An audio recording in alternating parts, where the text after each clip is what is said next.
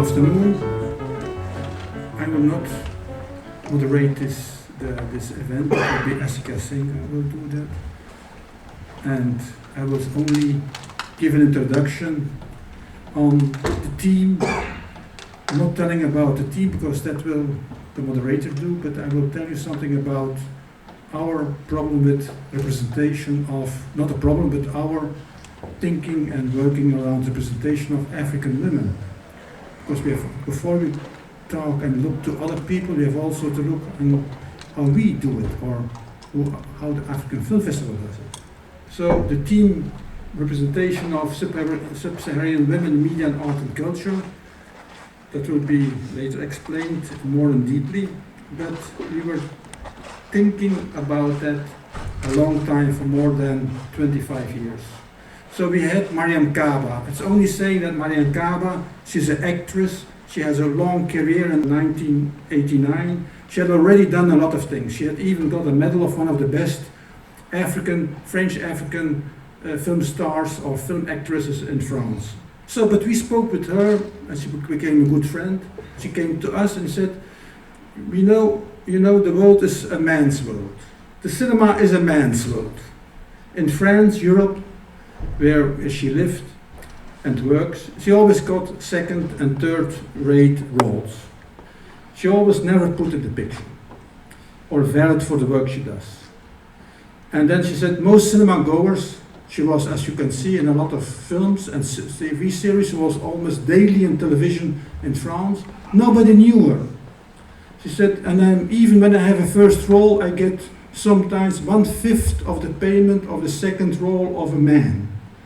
So she said, Africa is a man's world, and cinema in Africa is also a man's world. And women are not always really valued. So it's difficult, she said to us, to get attention and to be in the picture as a female actress. That was the message we got from her in 1989. So she was not alone. We had a lot of actresses and even male actors who said that, African male actors. And he said, it's good that you promote African cinema, but you promote a male African cinema, where we are always the female other. We are not valued in those films. Or we are second roles, or there's a problem in not every film, but in general. So you are reinforcing the female other. I said, what are we doing? We're doing working with African cinema, and then we're doing not the thing what should be done. So we were for a problem. So we asked us, what can African Film Festival do with the little means we have? Can we change the world with 5 euros?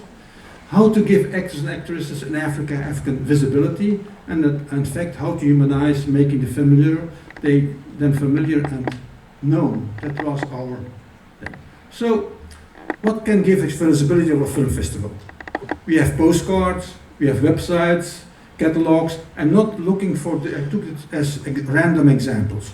You could put on a postcard a drum, a map of Africa, or something else. And 99% of all the posters about African Film Festival are such stereotypes. So our first post before we spoke with Mariam Kaba, it was, we wanted to do something with actors. We wanted to show the film and not something, let's say an African map with a camera on it and a woman and a man. So it's like the Portrait de Madeleine, one of the first women in France who was painted by a woman when slavery didn't exist anymore in France because the law were against after the revolution. She became one of the first individuals in art in France, and she was African.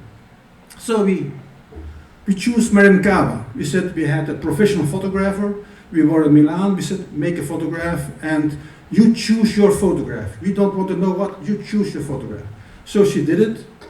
And that became our concept. First we said we will take it as our logo, but she said no, because there are other actresses, go for it. So she became in 1996, 98, 99, we took it again, and then we found Fatoumata Diawara, when she was not known. But there was a photo, we couldn't find it, we had found it from a film, but she agreed with it. She agreed with it. And it was also in Louvain that she, for the first in her life, started singing for the public. Then we had Fatou Ndiaye. She was very well known, and she also chose that photograph. She said, I want to look to you.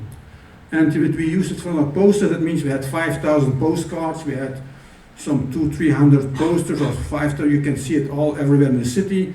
And also all the websites. So it means the visibility is very, I think, enormous. There are examples from what it means. Fifi Kigangali, you can always look, she has YouTube, she's a designer, she's played in one film, but she was a singer, and she chose that. She said, I like to have something drama, she did that. She is also very religious, but she is also a designer for the most richest people for Africa today. One of the most militant persons was Nona Masamba. From the 10 photos, she chose that photo. We were very astonished. He said, why are you doing that? I said, I like to do that, that's my photo. And then for the first time, we asked a professional photographer, Chris de Witte. He is one of the most famous, worldwide famous photographers for making photographs of film stars. He makes Clooney and other people. So we asked him to photo, and he stays always 2-3 days with the person before he gives us the photo. He made Aisha Maiga, and it's Aisha Maiga who took the heart. He said, I was very astonished that she went to a flower, there was a flower pot with a heart in it, she took it and said, make a photo. So it's she who chose it. But you have to look the eyes. You will see the eyes, look to the eyes. Then you discover the secret of the photographer. Then of course they say, you always take women. So we had a lot of people saying, women, women, women. So we took Alex Descas and Mata Gabin, very famous people. So in France and the French-speaking world. So, but then we had a big critic. Why is the man above the woman? So we had they were attacking us violently. So we said, but they choose, they said, they choose and they gave us a photo. And Mata Gabin is not, and she knows what she wants. Huh? And then we choose, we put them aside. But then of course, then we had other new photographs, and then we see suddenly we had younger people, coming film stars, and they wanted to have, not static, they said we want to have more movement, so we got those photographs. Ruth Nyerere, she's from, I believe from Rwanda or Burundi, she's a very famous singer, and also she plays also roles in films. And Mariam Ndiaye, she's also very known for the film Ezra. Then you see the eyes, always look into the eyes. Vanessa Ngonga, she's from Burundi, I believe, and she made our 20 years because that was a statement. Then we had Essa Lawson from the United States. She had a very beautiful film. She lives also. And we were very upset, we as festival, when she gave the photo, because she had static photos, very, for us, normal photos, but she wanted that photo.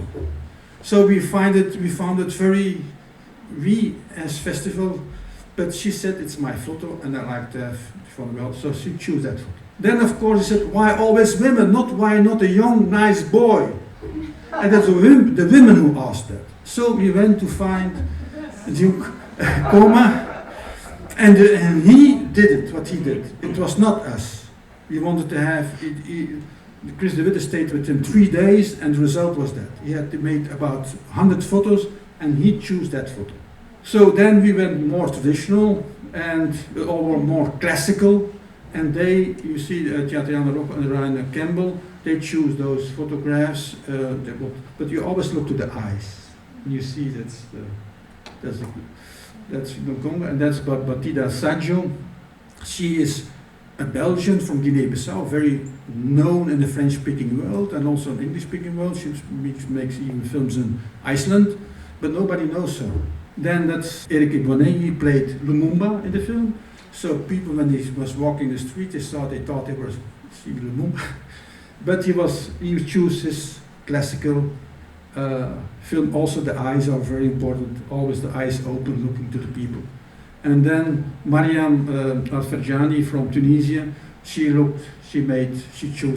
we choose, but we had 2-3 photographs, sometimes very, for us, annoying, not annoying, but not easy photographs, because it was sometimes she said with a cat and not a cat with animals, so it was for us not easy to choose, because you don't never know what you represent, what you will tell us what you represent.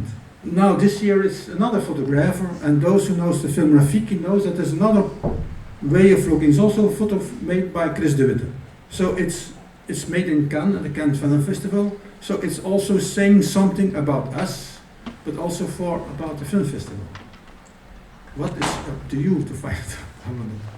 So, but in fact, we are doing also more substantive reflections, and that's we had since with Manon. She started to make a number of workshops with African women, the new diaspora, the new generation, and thinking about reflection about women and the confrontation with the body. So she had several workshops. She can tell more about it. So it was this third time, 3 years she did it, also on female sexuality. So it is a concern from us that we are looking on what we represent. And then last year it was We Are Womanists, where it was a fantastic year, I think, to promote and to do an issue on that. So it's thinking about how women, African women, are represented in our festival. Because we have also to think about that. So that was the introduction. Voilà.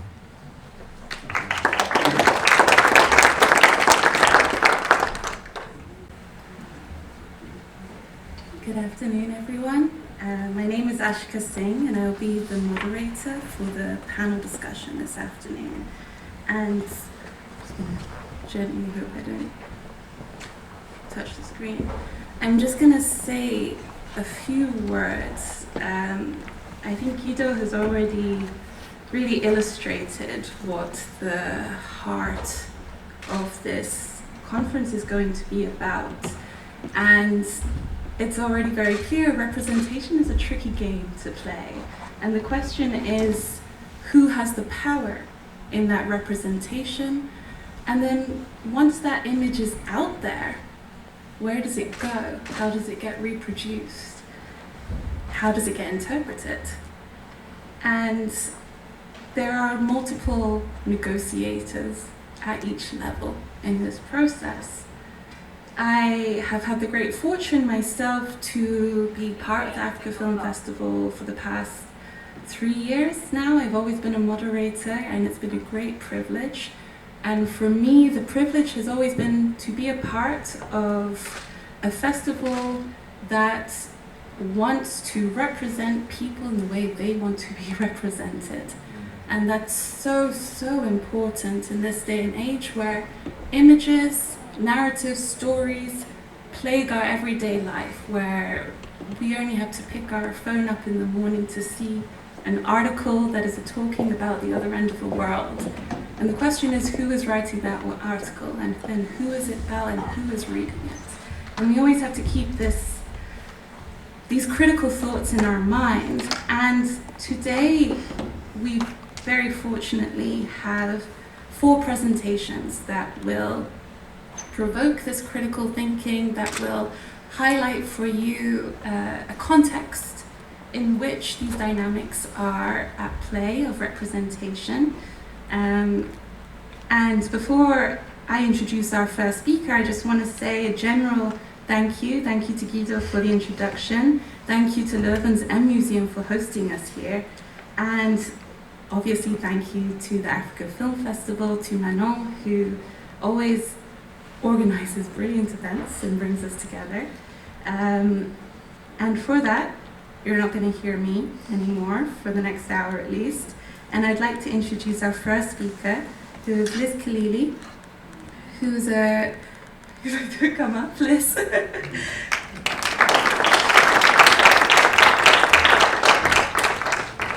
So, I'll give a short introduction here. Liz is a creative director, a cultural manager, and she's a writer under a pseudonym. She is driven, creative, and slightly eccentric creative, let's say. And she is best known as the chief mechanic and founder of Creatives Garage, a registered art trust based in Nairobi Creatives Garage provides a multidisciplinary collective space for creatives to network and collaborate. Creatives Garage, together with its innovative Sondeka Festival, has spearheaded projects and movements that make the creative industry grow in both policy and output. It is a project that has only continued to grow, even after the completion of its initial goals. And its ultimate goal is for all creatives to network, share ideas, collaborate, learn, gain market access, and push boundaries in order to build a sustainable creative economy that contributes to the GDP of Africa. And so I now hand it over to you.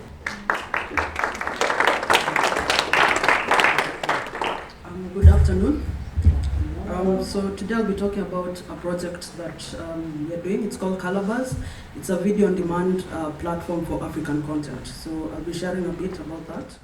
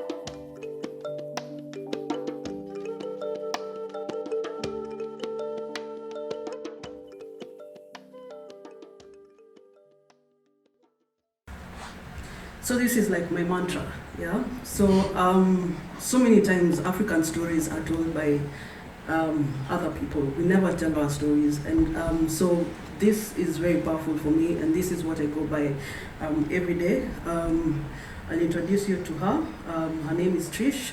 She's a highly qualified graduate from film school. When she left film school, she was like, yeah, now I can go anywhere, any TV station will pick me up, I'll make money, I'll be rich. But that didn't happen, so she decided to make webisodes, so put them up on YouTube, show them, and and sadly she would get 23 views, 22 views were hers, one maybe her mother. So so sadly that's how her content should make content, but rarely would people view them. So enter Calabash. So Calabash is reclaiming the African narrative. So as I said earlier, Calabash is a unique video on demand platform focused on African content. Our aim is to grow the creative sector via local digital content from upcoming creatives. So just to give you an overview of Kenya and the plight that the content creators face. There's lack or shortage of equipment and practical skills. There's financial institution apathy. There's lack of distribution and marketing platforms. Lack of inclusive approach to the creative sector growth, and sadly, unemployment in Kenya stands at 26%. So Calabash was created to do this. So, which the most important thing was to create the right narrative. Yeah, for Africa. Then give opportunities to great progressive thinkers to create their films and podcasts. We use it as a tool for social change. How do these stories impact the world? We are here to inspire a generation of artists, of people, and then also create tangible products that we can take to market. Yeah. So this is a Calabash ecosystem. This is how it works. So people submit. You can submit content that you've already created. Then we take this content, we take it for screening. Once we screen it, we either upload it. If it's good content, we'll upload it on the platform. If it's not lost, because we have master classes. The master classes are from stunts, how to create good sound, how to film, camera work, and things like that. And then once you go through the master class, you're able to also go through a 3-month residency, where we train you on a few more things, and you have access to resources like human resource, for example. You're able to get a cameraman, you're able to get someone who can help you write a script, and through that, once you go through that, we have a film fund. Once you're able to get through the film fund, then you create your work, you do your distribution through Calabas, and then there's monetization. Our ultimate goal is to aggregate local content, reclaim the African narrative, engage local creators to be self-sustainable from the craft, and accountability and transparency by encouraging public participation. This is also a brief overview of the numbers in Kenya. So we have an 88% mobile phone penetration. 29.6 million Kenyans have access to internet. And in the next 5 years, we are hoping to grow Calabas to have 5 million users. But maybe you're asking yourself, where are the women? Yeah, so interestingly enough, 70% of the content on Calabas is by women, for women, and about women. Yeah, so I'll show you a few examples if they work. Yeah. So for example, there was Femolution. Femolution, we got about 49 women who created new works. So women who necessarily are not filmmakers, are not writers, are not whatever. So we got them. They were able to write and share the most intimate experiences, and maybe I can show you the trailer.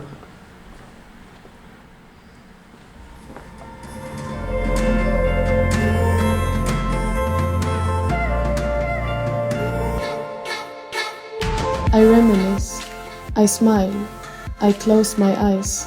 He is closer to me now than he ever was. I can feel him. My heart races. I am living out a romance novel, word for word. Nothing can prepare you for the loss of a great love. Living in a space of loss is a tiresome existence. The sun gives no warmth, and sleep becomes exhausting. Nothing fits. I have now discovered how intensely personal grief is. An experience that defies definition and is almost impossible to share. Whispers traveled like wildfire. Her rise to power was a result of her lifting her legs, singing hallelujah. Will she still love me in the morning, when she wakes up next to me and finds me battling the inner demons within?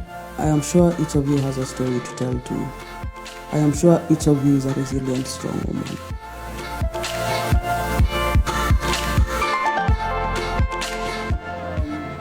And then we have this, it's called Binti Wongozini. It loosely translates to women in leadership.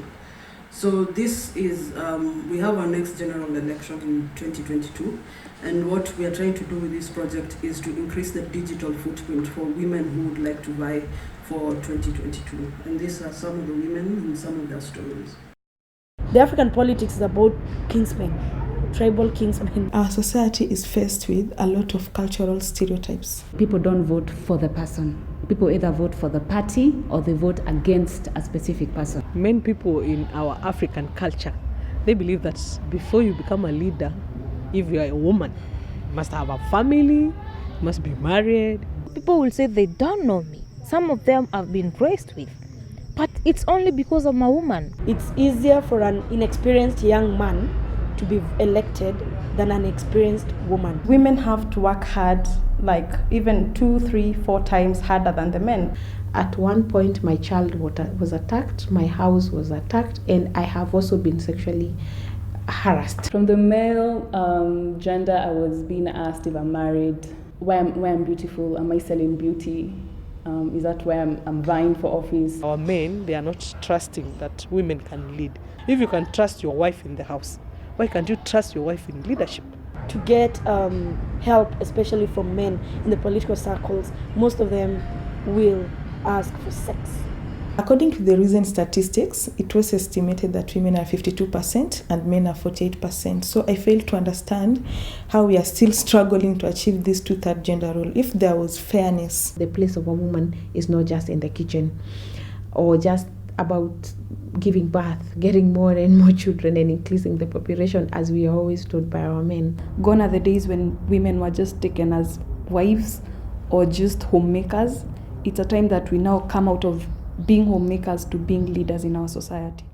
This was also a project that we did. This project had about 800,000 interactions just from this project. So what we did is we got poets who talked about social injustices with the idea of getting conversations, people to start talking about these things.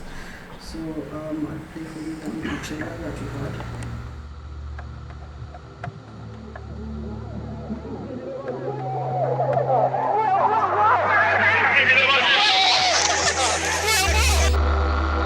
The church pastor, on the other hand, was wondering whether to hide his face or the rest of his body.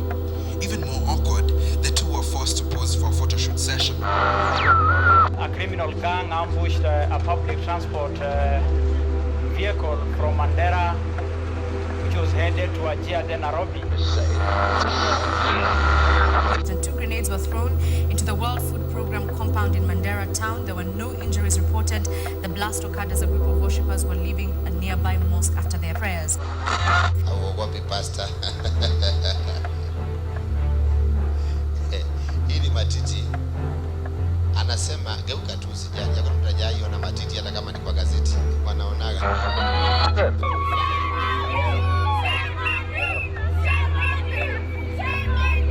Horrifying attacks. 28 passengers who were in this vehicle headed to Nairobi never made it to their destination. No men should be stripped and taken for a shower or circumcision forcefully. It is against the law.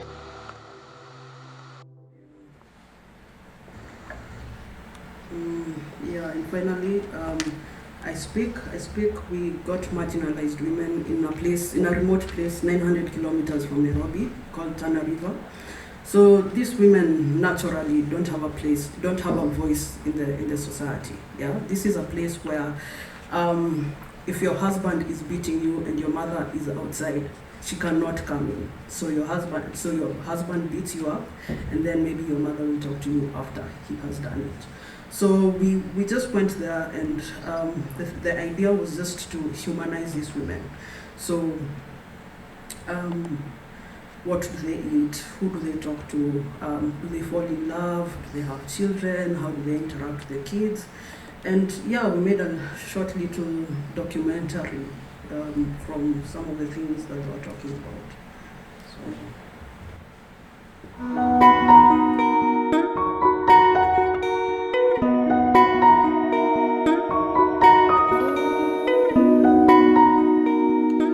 Huyu wa pili tulipatana tu, yani mi nasema tu Mungu alipanga.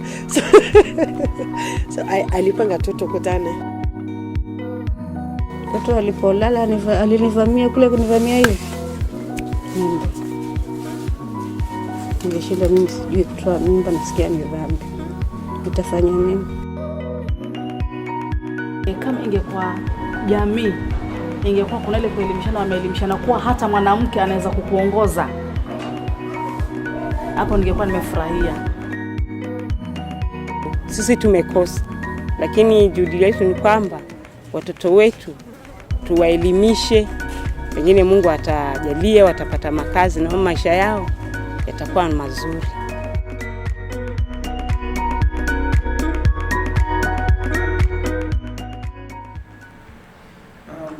Yeah, you can visit the website. It's on a beta phase at the moment. We are creating second version of it. So yeah, check it out. Yes, thank you.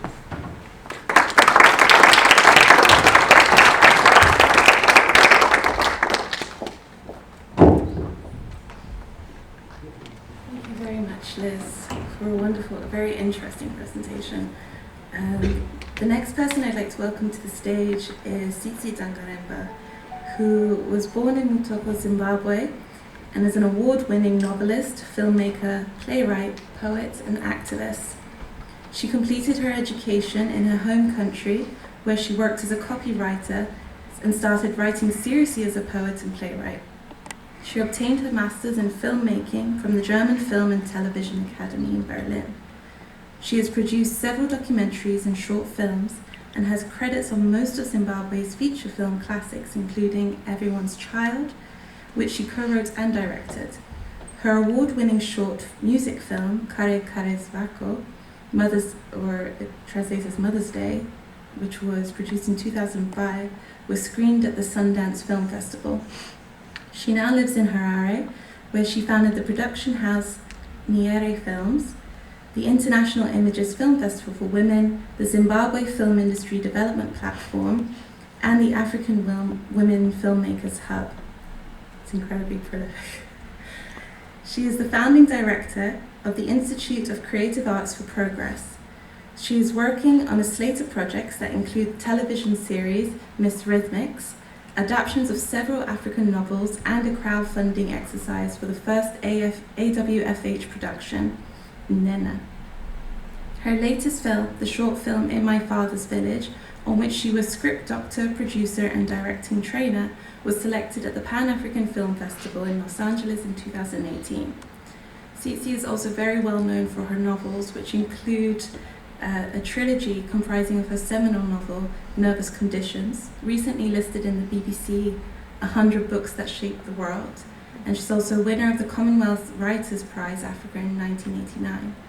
Included in this trilogy is the Book of Not and This Mournable Body, which was published just last year. Now I'd like to welcome Tsisti to the stage.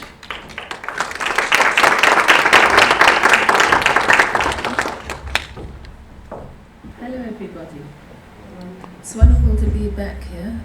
I was here last year, and so I'd really like to thank the Afrika Film Festival and all the supporters who make the festival possible for honouring me by inviting me to come back again this year.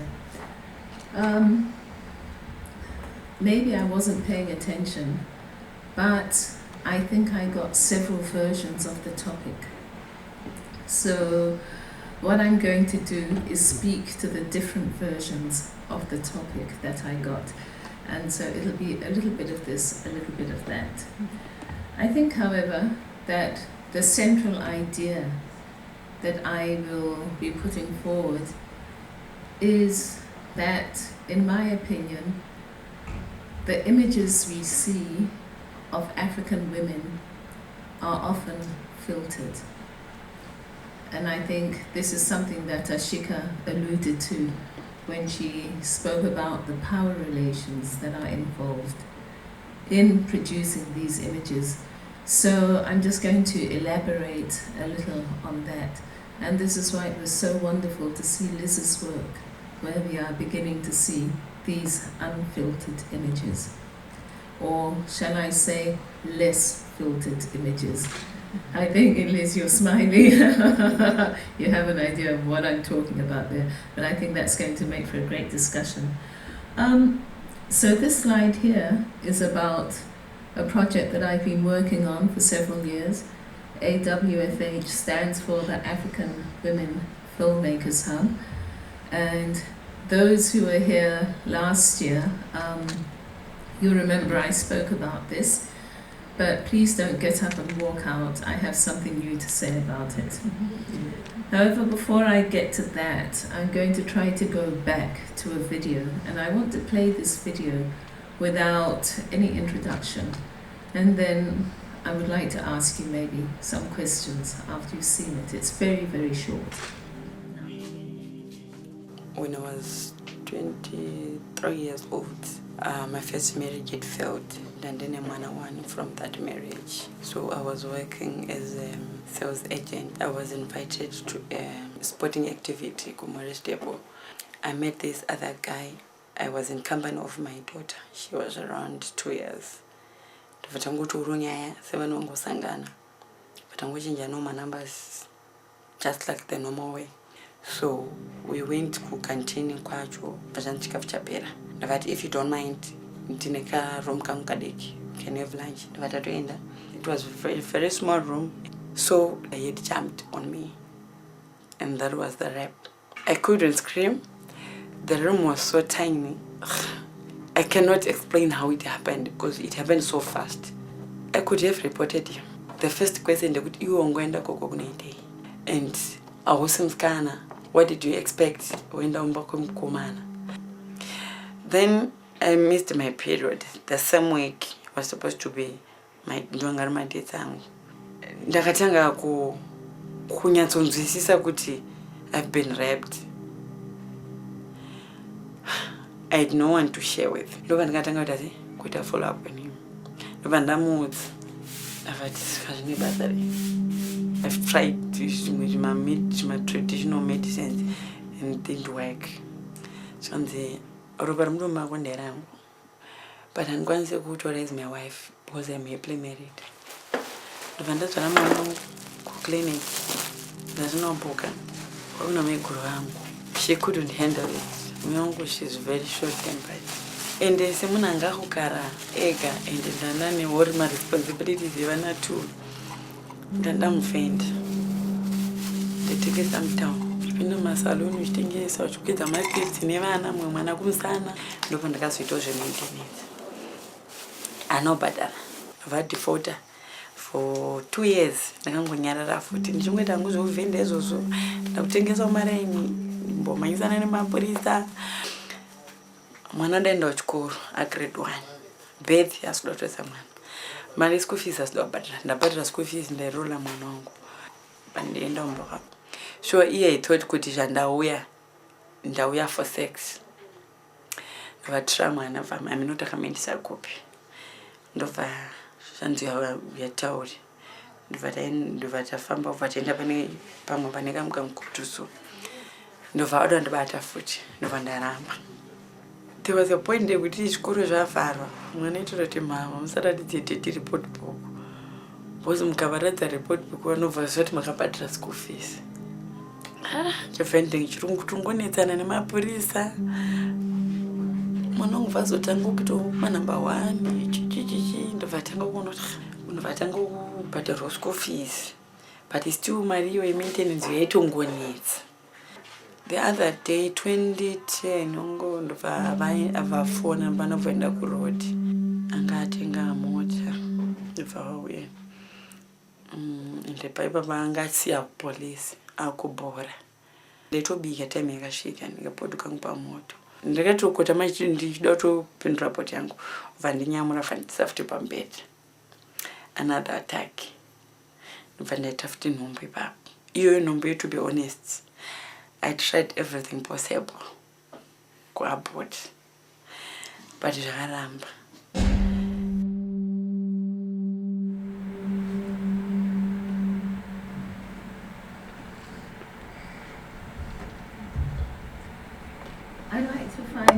I'd like to ask, does that little video feel different from other stories you've heard and seen about African women? Any offers? Anybody? No. Okay. I kind of feel it does, in a way. African women from the continent. I think if you're working off the continent, it's different. Generally, the content that I see in a gathering in a European setting is more like a news report, where you don't get that intimacy with people. You might have a white camera person who's there. You will often have a group of women, not so often one woman who's telling her story. And you will also have, you often will have other men around, and this subtly affects how the women can relate to you. And in fact, when we were doing this, you'll see that it was done by an all-female crew. This is the work that I've been doing since 1998. And we have got to the point where in Zimbabwe, just from our own circles, we can get an all-female crew. But it has been 30 years of work. And we almost didn't have a DOP, because you'll often find that the women are not doing technical work. So what happened is I had to actually jump in, and Debbie was a DOP. So that's really exciting.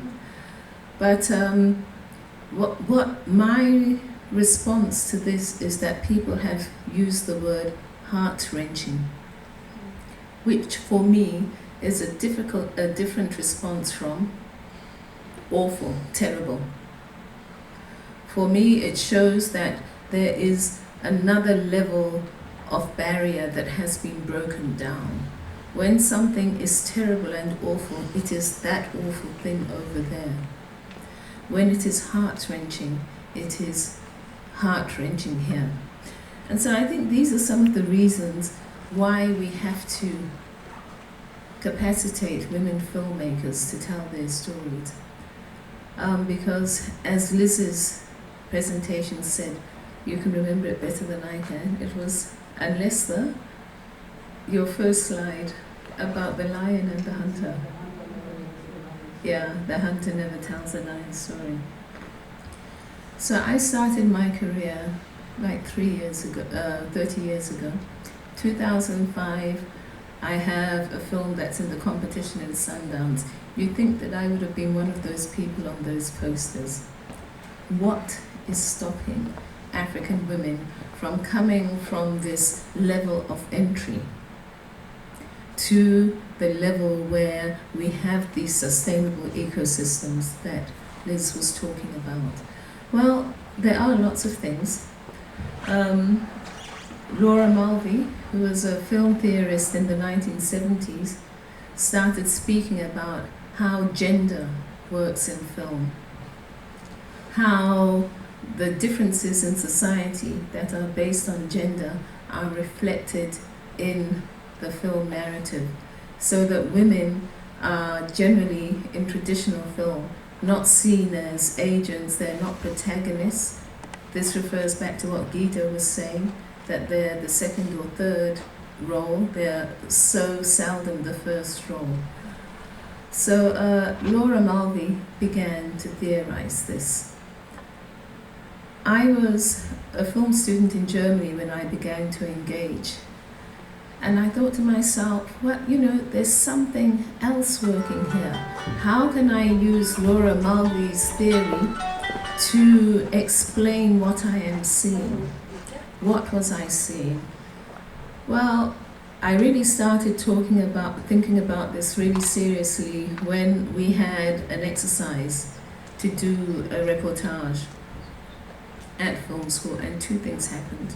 Might not have been the same reportage, so maybe I'm combining two things here. But one of the things was that we had a person who was interested in doing his reportage on a basketball team. And I've been in Germany for a while. This was in the early 90s. There were not as many people of color from my part of the world in Germany as there are now. So I was delighted to see, oh, there is a person of color, a black man in this basketball team. So I'm thinking, good, I'm going to get a really good look at this person. And then I realized that every time the black person came into the picture, the director cut and went on to talk about something else. And I was thinking, oh, so what I am being told here is that this black body, even though it is male, is not worthy of being included in the narrative. It has no value to this narrative. And I began to think of what Laura Mulvey had been saying, that women do not have value in the narrative. But in a way, you can say that women have some kind of value, even if it's not the value they want, because they are there to be desired by the man. But this black male body was actually being cut out. So that's when I realized that it's not just gender that works as a category of exclusion from the narrative. It is all categories of difference. And then race is one of them. So when you start combining race and gender, you can see that African women, black women, are falling lower and lower. And the interesting thing is that as much as film reflects what is going on in society, it also reflects the mechanisms by which film is made. So the very people that you will see who are acting and who are the protagonists and whose stories are being told in film are the very people who are making those films. So I wrote an op-ed piece for an online platform which will be published shortly. It's a South African one. And I just wanted to read a little bit about this issue of women in film, and then how other categories of difference also affect how women are portrayed in film, and how different kinds of women are also portrayed in film. Women in film, paralleling society, are not constructed as acting, achieving, power-wielding subjects. This on-screen reality harshly reflects the realities of the filmmaking industry, where women make up less than 10% of film directors and less than 15% of screenwriters. Other social systems by which people are excluded or included are also represented in film. Race, class, age, and nationality, political affiliation are examples of these other categories of difference. These categories are today's demographic characteristics, what we call demographics for short. A person's demographics determine whether or not a person is able to access the means of filmmaking. Where competence is held equal, a man is more likely than a woman to do so, that is, to access the resources. A white woman is more likely than a black woman. We only have to think of the Me Too movement here, who have been the protagonists in the Me Too movement. I think we heard one voice from Lupita Nyong'o, but otherwise most of the protagonists of the Me Too movement have been from a different demographic to Lupita's. A younger woman is more likely than an older woman, and here the Lupita example is evidence of how that is. In this case, we have a younger black woman able to stand up and narrate her ordeal. A woman affiliated to some political power in some way is more likely than a woman who is not affiliated to political power. And this issue of political power is really insidious, because you will find that, especially on our continent, if you grow up in a family with power, you are exposed to so many privileges. So by the time that you are an adult, you have a lot of privilege to stand on to help your access. For African women filmmakers, this political power might be ruling party power, or it might be international community power. So either you're in with the right party or the right group of international people like you. And if you don't, well, it becomes a bit difficult. Whatever it is, the intersections of multiple exclusions is particularly toxic to African women filmmakers. In fact, African women, especially Sub-Saharan African women, lag far behind other categories of women when it comes to representing themselves and their points of view in films. A survey carried out by the International Images Film Festival for Women, IIFF, which is the festival I founded in Harare in 2003, which is an annual Harare-based woman-centered film festival, which screens films that feature a female protagonist, revealed that in the period 2013 to 2017, in its programming, only 17% of documentaries with a running time of 45 minutes or longer were made by African women. Only 14% of fiction films with a running time of 45 minutes or longer that were screened in that same period were made by African women. And this is a festival by African women for African women in the first instance that is actually located on the continent. And still, it was hard work to find those films that were made by African women. And on purpose, I chose that criterion of 45 minutes or longer, because the longer the film, the more you're going into feature length, the more economically sustainable it is. You can make your 3-minuter like the 3-minuter that we saw here, or some of the clips that we saw from Liz, with minimal resources. But in terms of sustainability, there is also minimal sustainability. Who gets to see them? Is it the people who will say, oh, okay, we'd like to talk to that person about their next project? No. That happens when you've been able to graduate to your feature-length productions. And then, of course, there's also the difference between documentary and fiction, which is why you see that the figure for documentary making was slightly higher at 17%. It requires less resources. And yeah, basically all kinds of resources, money, equipment, people trusting in you and being willing to help you. So this means that people are talking today about more and more African women being in the film industry, but at what level are they there? Are we there at the informal level, similar to the vending woman that we were talking about there?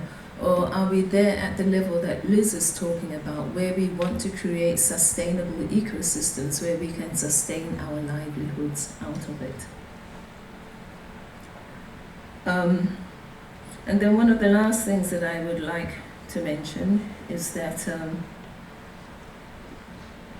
your nationality also plays a large role in determining whether an African woman can access the resources necessary for filmmaking. North African women filmmakers have higher chances of accessing the resources they need than do other African women. Many North African countries have flourishing industries. The cinema of Egypt is one of the oldest in the world. In Sub-Saharan Africa, women making films in Francophone countries are able to tap into Francophone resources designated to support the use of the French language on the planet. And this is what we actually saw in Guido's introduction, that most of those women were Francophone women, Belgium being also a Francophone country. And I think, yes, the ties, the historical ties, mean that if you are Francophone, you are likely to access some support through that channel. Anglophone female African filmmakers are best placed if they are resident in South Africa, Nigeria, or Kenya. Liz, do you agree? Oh, good. Countries where governments have committed to including the film industry in national development planning. Yes, and of course, the involvement of government is clear.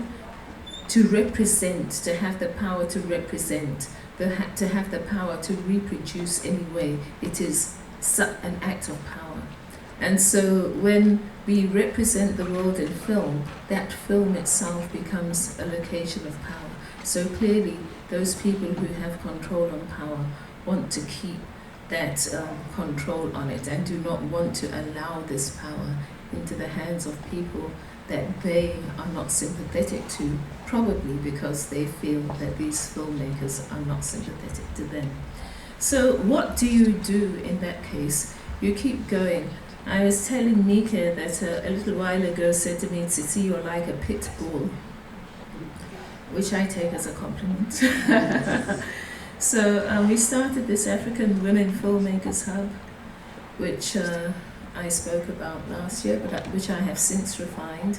It's a Pan-African initiative for capacity building of African women filmmakers with an emphasis on new voices and on providing a career path for African women filmmakers whose expressions and careers have stagnated due to constellations of power in the film industry on the continent and globally. You know, having gone through my career, which began in the late 80s, when I worked on several films for a white man from the United States, I realized that it wouldn't make sense if people like me have been through that and have not done anything to make sure that it doesn't happen to other people. So just there again, what we do.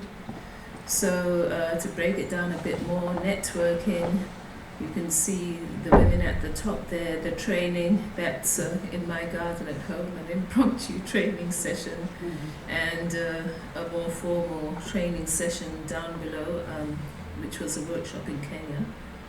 I think that was done in 2017. One of our other sites of networking, I've incorporated the festival so that it becomes the central point. Productions, training. I like to do on-the-job training. I like to always have a production come out of any workshop that I do, because then immediately people can take this and say, yes, I did this, I was the sound person, etc. So in our pilot program, we were able to do this production. Yes, you're wondering where the women are. There are 3 women behind the camera. You know, that's the situation we want to change. This was shot in 2016, now in 2018 we had an all-female crew. Okay, it wasn't live action, but it's still progress. And we want to do numbers of productions in a 5-year plan that I have a proposal for. We want to do at least 2 long fiction, 2 long documentaries, and then 10 short additional fiction films per year, in addition to the workshop films that I've just mentioned.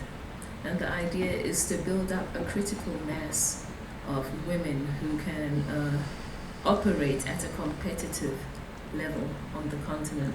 So Nena is the first long fiction feature that we want to do, and I'll talk a little bit more about that later. Here are some of the mentees. This lady in the middle is the lady I've now worked on the script of Nena. There were 2 other young Nigerians. And then she came, the other 2 ladies wrote the treatment, and she came in and wrote 2 versions of the actual script with me, script doctoring for her. And I have at least 1 young lady from Kenya that I'm still working with. And yes, these are the milestones. We had our inaugural meeting in 2016 in Harare. That short film was completed. We had some post-production boot camps and a pre-production workshop in Kenya. And we had a residency in Dakar in 2017, which was feature film, and I'm still mentoring about 5 of those people. The mentoring is now completely unpaid. It was just that we had 3 weeks. You know, normally for a script writing course you need at least 3 months, going into 6 months, but we had to pack it into 3 weeks. So I thought, I can't just leave these people halfway through or having just started. That's our logo.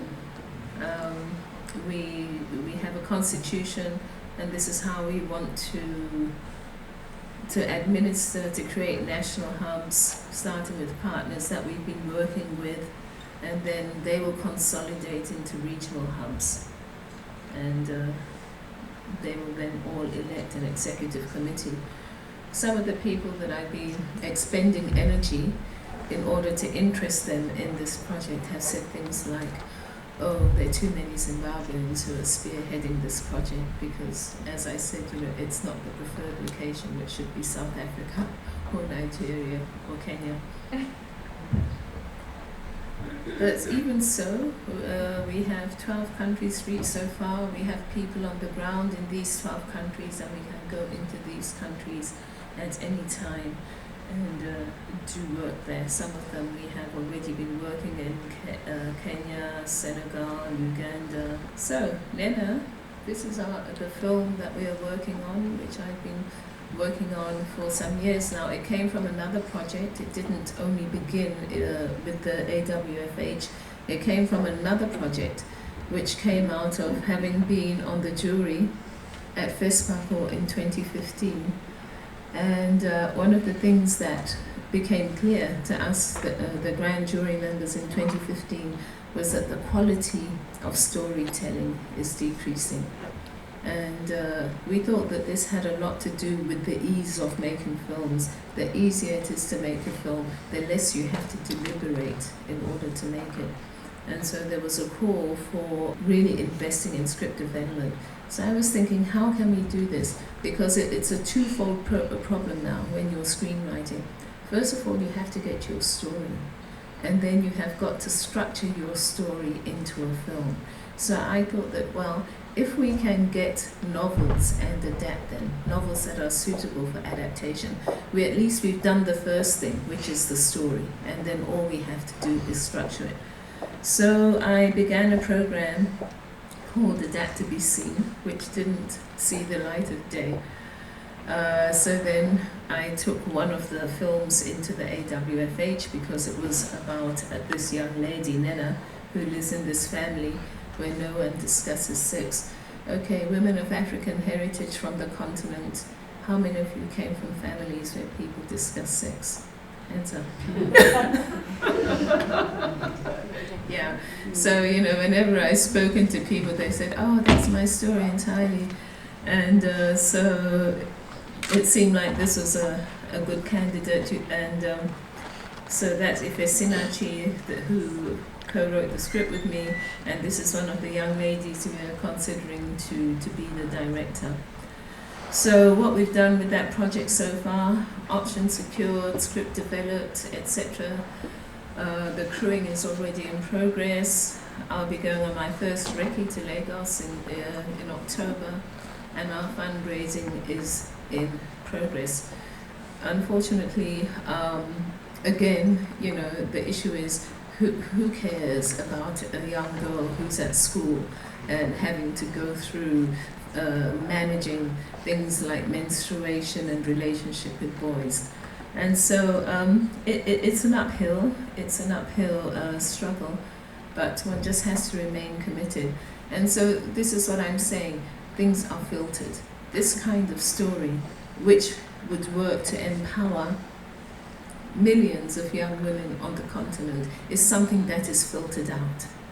Because even if there is money for, let's say, what do they call it, sexual and reproductive rights, okay, it's got to be about these little people in this little village who have no access to pads whatsoever. But it's when the African women themselves are coming forward and saying, this is a story that we need to tell in order to empower ourselves. Those people who are doing the empowering have a different point of view. So these are the many filters that are working to filter us out. Even when you see the 3-minuter that we did, that was because the Urgent Action Fund gave us money specifically for sexual violence against vendors.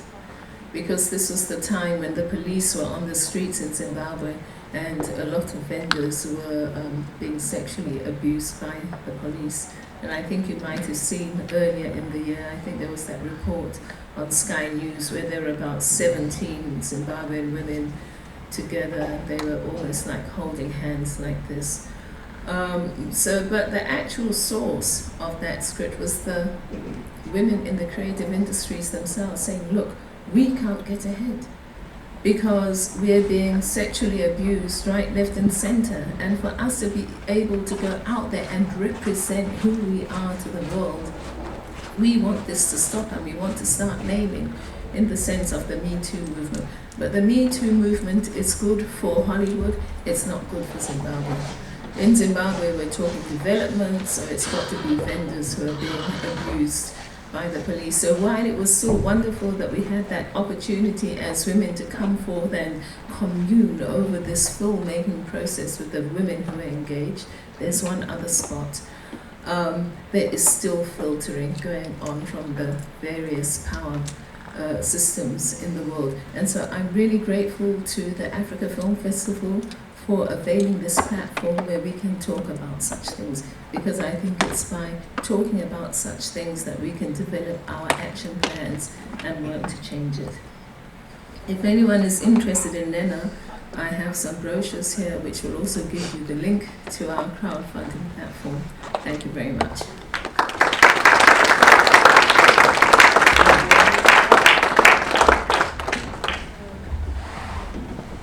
Thank you. You've given us a lot of topics to discuss in the panel discussion, and some very hard-hitting statistics as well about the lack of women in the industry. But quickly moving on to our third speaker, who has been listed on Forbes Africa 30 Under 30, Kemiyondo Coutinho has been writing and acting since the age of 17 and currently lives in Los Angeles. Her one-woman shows, which deal with gender inequality and injustices, toured internationally and warranted her an invitation from the Gates Foundation to perform at their headquarters. She graduated with an MFA in acting from the American Conservatory Theatre. She continued to pursue her passion of writing, however, and content creation through her production company, Chemistry Class. She has directed numerous music videos and the film Kilili, in which she made her debut as a film director. Am I saying that correctly? Sincere apologies. Chenvu made a loud dictatorial debut announcement, garnering 5 international awards, including the Harness Social Impact, awarded at NBC Universal's Short Film Festival. It is currently in the FISP Festival circuit and won the Oscar Qualifying Award Best Short Film, also at the Pan-African Film Festival in LA in 2018, which makes it the first Ugandan film to ever qualify for an Oscar. She has been featured on CNN and the BBC and is the inaugural recipient of Kevin Hart's Laugh Out Loud Filmmaking Fellowship. And she recently premiered her film Green at the American Black Film Festival. So please welcome to the stage, Kemiyondo.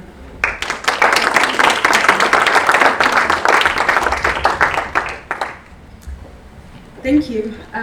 Just like to thank Guido, Anam, Bjorn. Always been a great supporter. It feels surreal to be here. I remember us talking last year about us trying to get here and to be able to speak on how African women are presented. I have a unique position in being bi-continental, half in Uganda, half in LA. So I'd like to speak a little bit about what I do and how I've always structured it around disrupting the other. So I consider myself a cognitive disruptor, which I call one who is invested in cognitively disrupting harmful narratives that physically and emotionally hurt the other. I feel all my work is aimed against that. I'll admit I made that term up.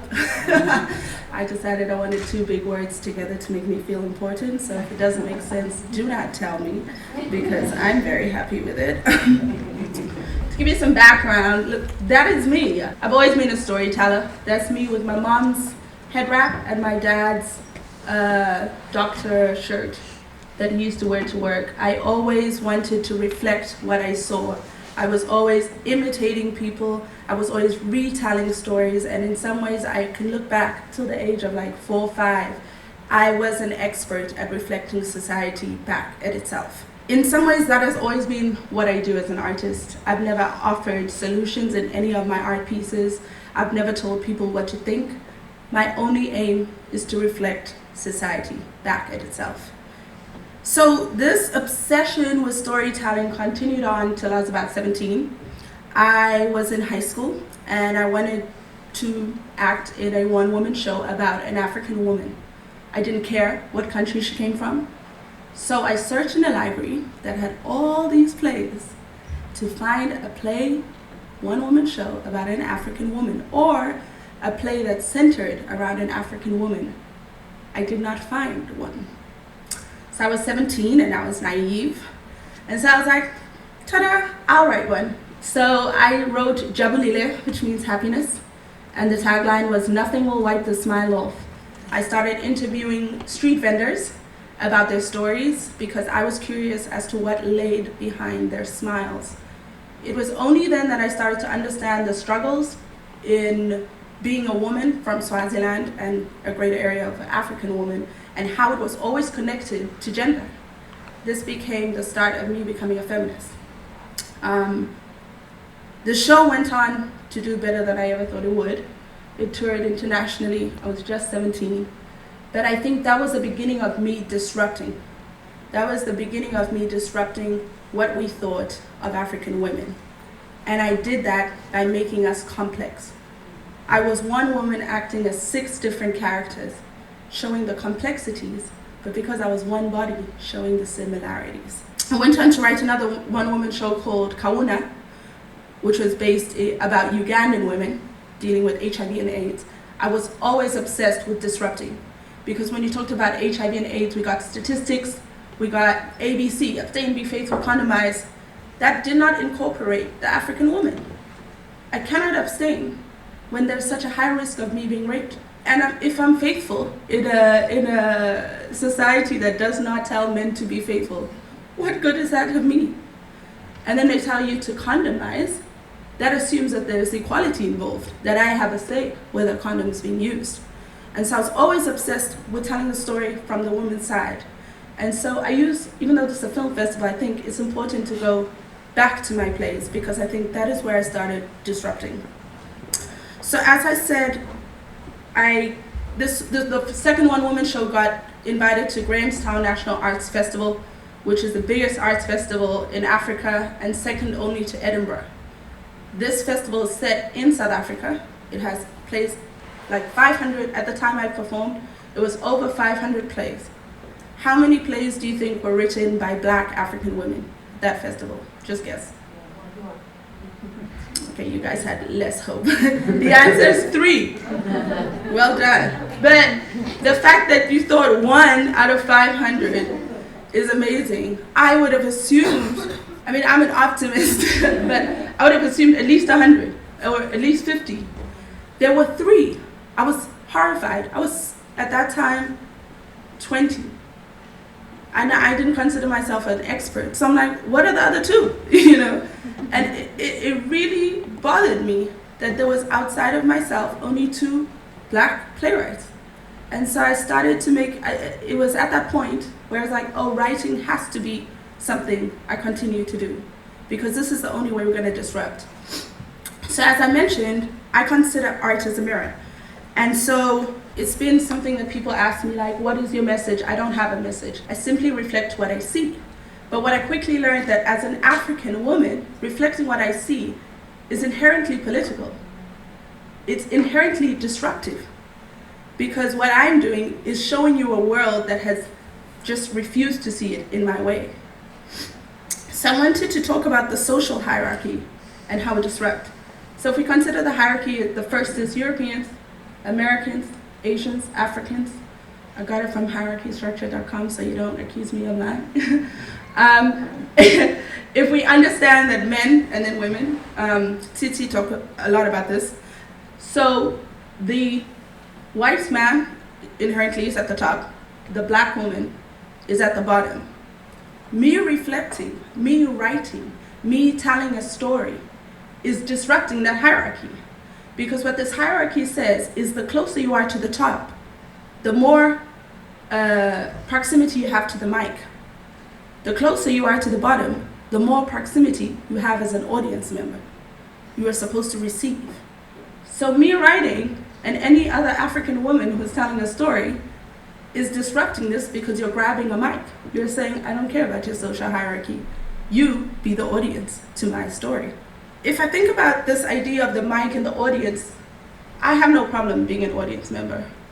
I've watched plenty American films, I've watched plenty European films. I have no problem with it. My problem comes when I'm the audience member of my own story. That is the biggest problem I have. So, in my idea, that is where the stereotype is formed, and that is where the other is formed. For the sake of getting on the same page, I wanted to break down the other. To me, it's pretty obvious, but to go over it, the other is just a way to dehumanize. In racism, in apartheid, in slavery, Black people were othered. We see it with the LGBTQI community. They are othered. We see it in religion. Muslims are othered. The reason people are othered is it allows you to do atrocious acts without having to recognize them as human. If we make them singular, if we make them one, if Muslim equals terrorist, I don't have to interact with you as a human. When you see me as complex, when you see me as multi-dimensional, when you see me similar to you, you're gonna have a very hard time doing the things you do to me. And so I just want us to understand that that is the main purpose of the other. So now I want to say how film as a medium is the perfect ground for this. So I have a theory called because I can versus because I can't that I want to share, because I want to say that presenting African women as the other saves you time and money, which as a filmmaker is the best thing. So if you understand that I'm singular, all the filmmakers in here, you understand what do you need? One scene. You only have to write one scene about me. You only have to shoot one scene, and that saves you time and money. As a filmmaker, that's fantastic.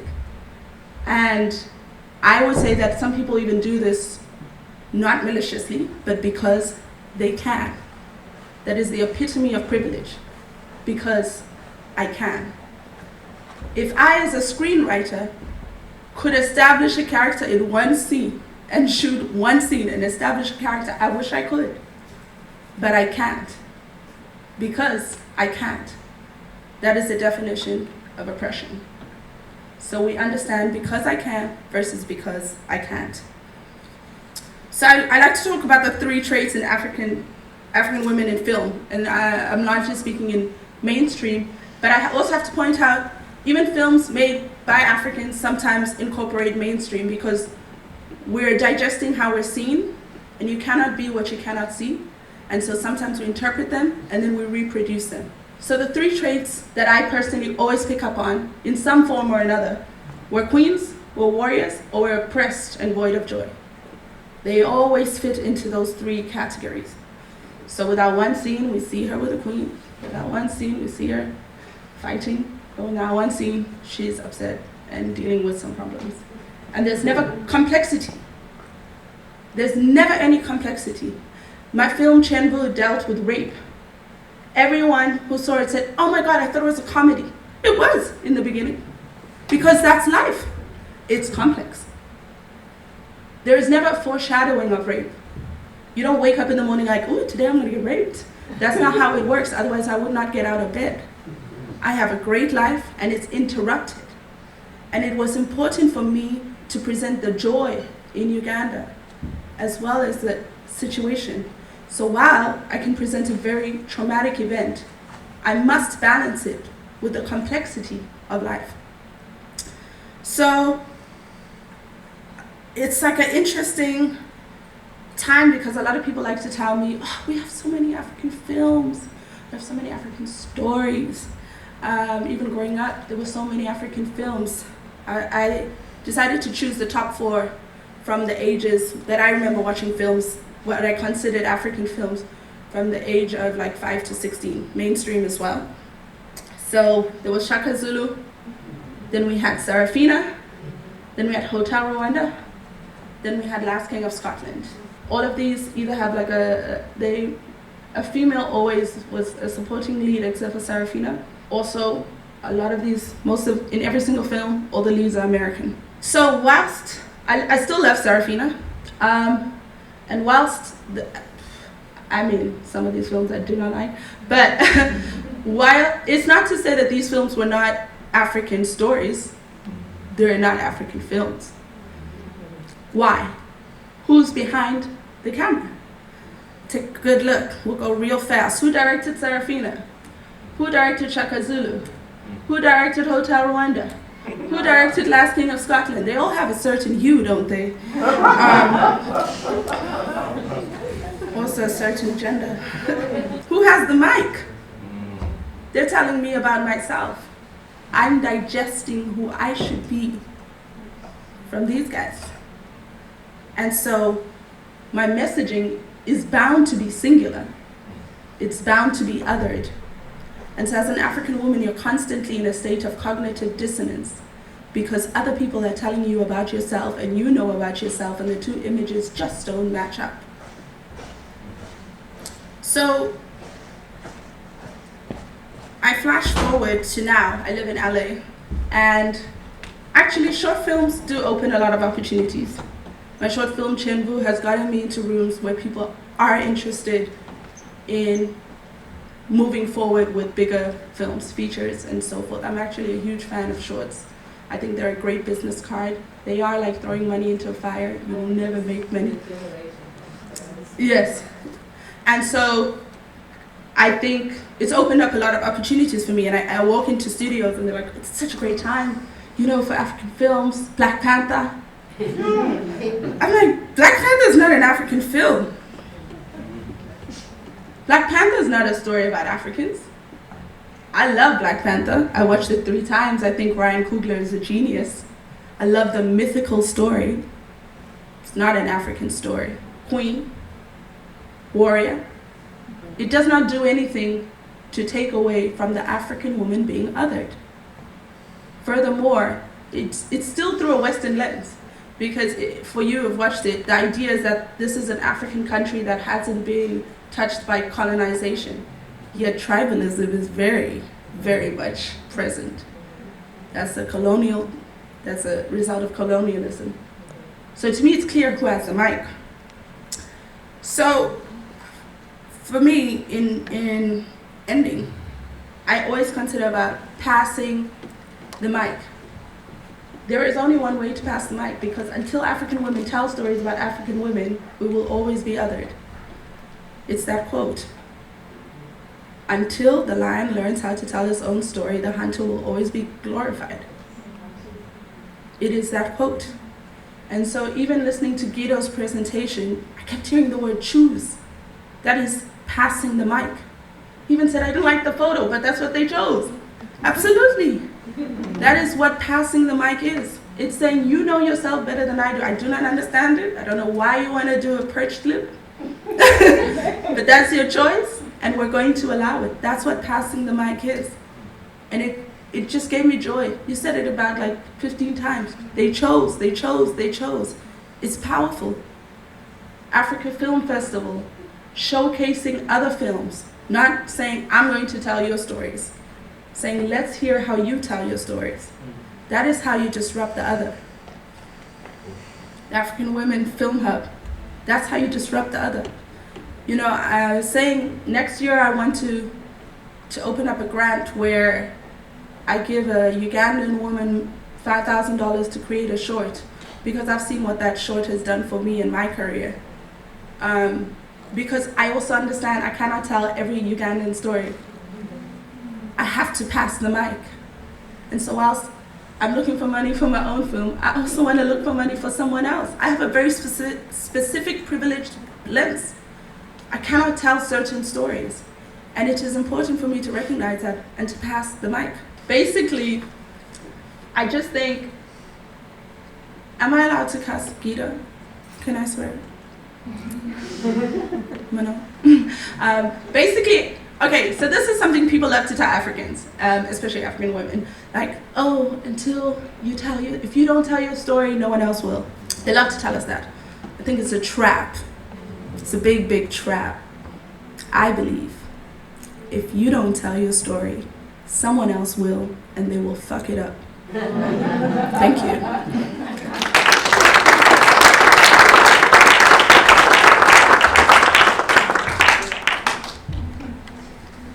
On that note, we now have the final presentation, and it will be done by 2 women. The first is Munganyende Helen Christella, who is both a writer and a political thinker from the Netherlands, born to Rwandan parents, and now living in Brussels. As a self-proclaimed Beyonceologist, she regularly analyzes the connection between politics and millennial pop culture. Her essays on such topics have been published in Vogue, De Correspondant, and De Volkskrant. Currently, she is a columnist for One World magazine and is also working on her debut novel in which she explores the concept of home. And with her, we have Helene de Bukelare, is a Brussels-based historian, writer, and community organizer. She regularly contributes to Belgian media and indeed co-founded a media channel, Black Speaks Back, whose videos on racism and decolonization in Belgium can be found via YouTube. In this way, she has sought to provide a platform for people of colour in Flanders and Belgium more generally. She's also the founding member of the non-profit organisation Métis de België, which is a political group that represents children who were born under Belgian colonial rule of Congo and Rwanda-Urundi, as well as their descendants. Please welcome to the stage Helen and Muganyende.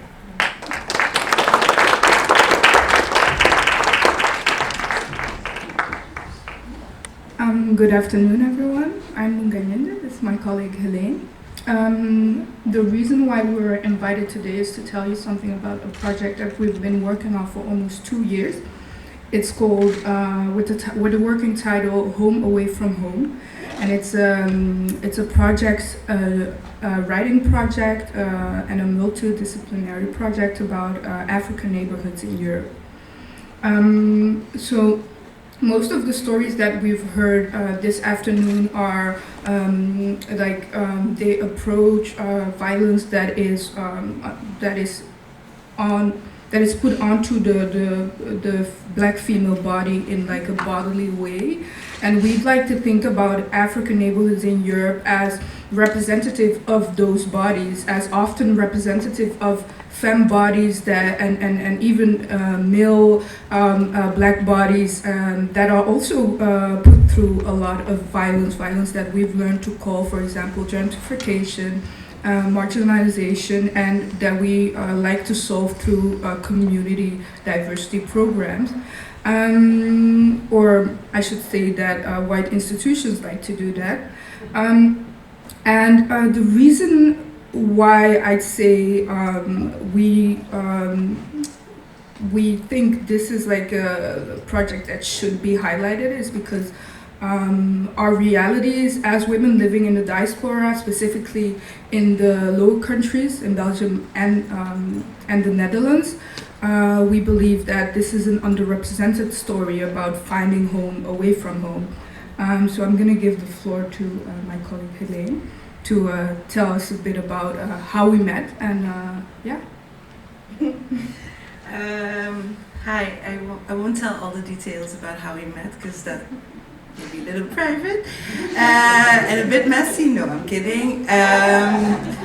So what happened was, I was doing a project, a writing residency in Paris, and I was finding it very hard to like find a place. I'd never really liked Paris. I thought it was a very grandiose and very violent city in a way.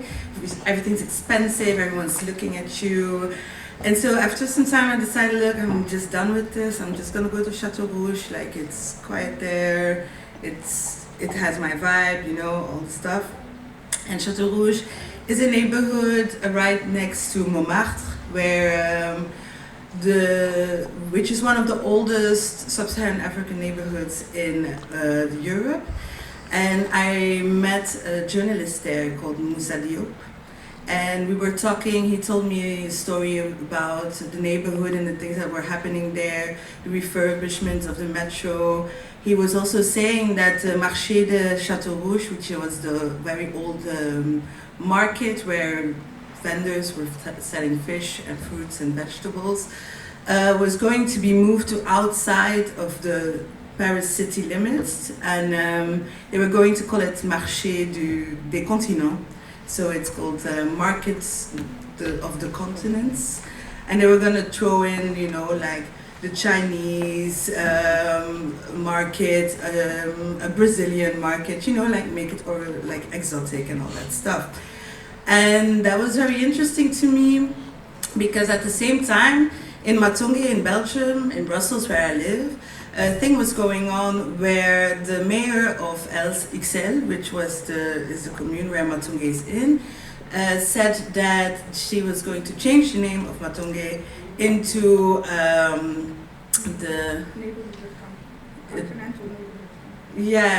don't know how to translate.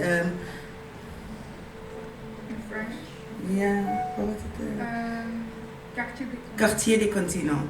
So it's like a similar thing where it's like you want to, it felt like you want to make something that is distinctly African, distinctly black, and distinctly cultural. It's a very cultural space into something that is non-threatening, that is exotified and made so much more palpable for like the masses, whoever those masses are. And out of that idea, I decided I really want to make something about these places and learn more about these places, because as a diaspora in Europe, we are getting a lot bigger each year, and but at the same time, we see these historic places that we have created disappearing. And I was like, I don't want to do like, so this is the quote that says here, I don't want to say like this is already dying, and I don't want to make us more fearful than we are, but I do want to write an anthology before something disappears that is of importance to us, to show that we are here and we've been here for a very long time. And now I haven't told how we met, so let's...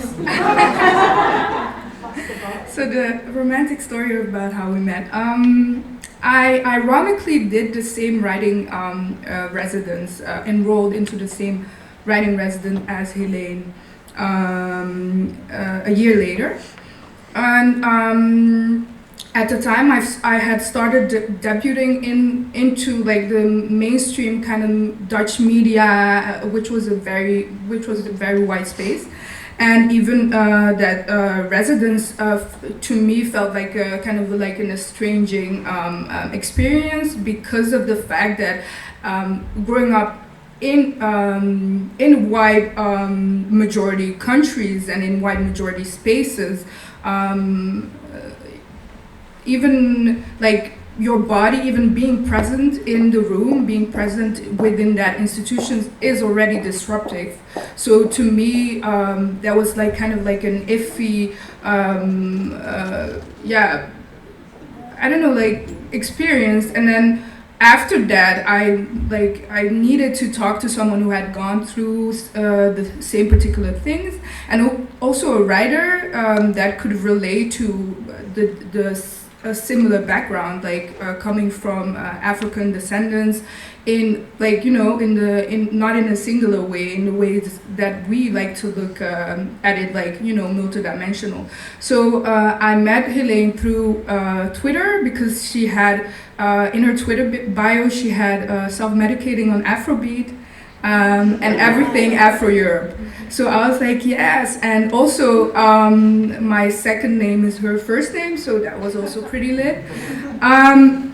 So yeah, that's how we met, and that's how we started talking about, okay, we both grew up in these white majority spaces, in these white majority cities, and have found solace, have found like great relief in visiting and from time to time visiting spaces that did represent us. And those spaces were specifically embodied in the form of African neighborhoods in Europe.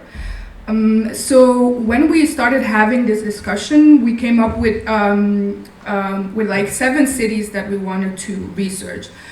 We wanted to research Matonge, which he has mentioned, which is the African neighborhood of Belgium. We wanted to research Amsterdam, the neighborhood of the Bijlmer, which is majority Ghanaian and Afro-Caribbean. And then we wanted to research the neighborhoods of Peckham and in London, the neighborhoods of Peckham and Brixton. And Notting Hill. And we at the time we were visiting these neighborhoods and staying, for example, in the case of London, we were staying in Peckham because we had to choose like a point to focalize on.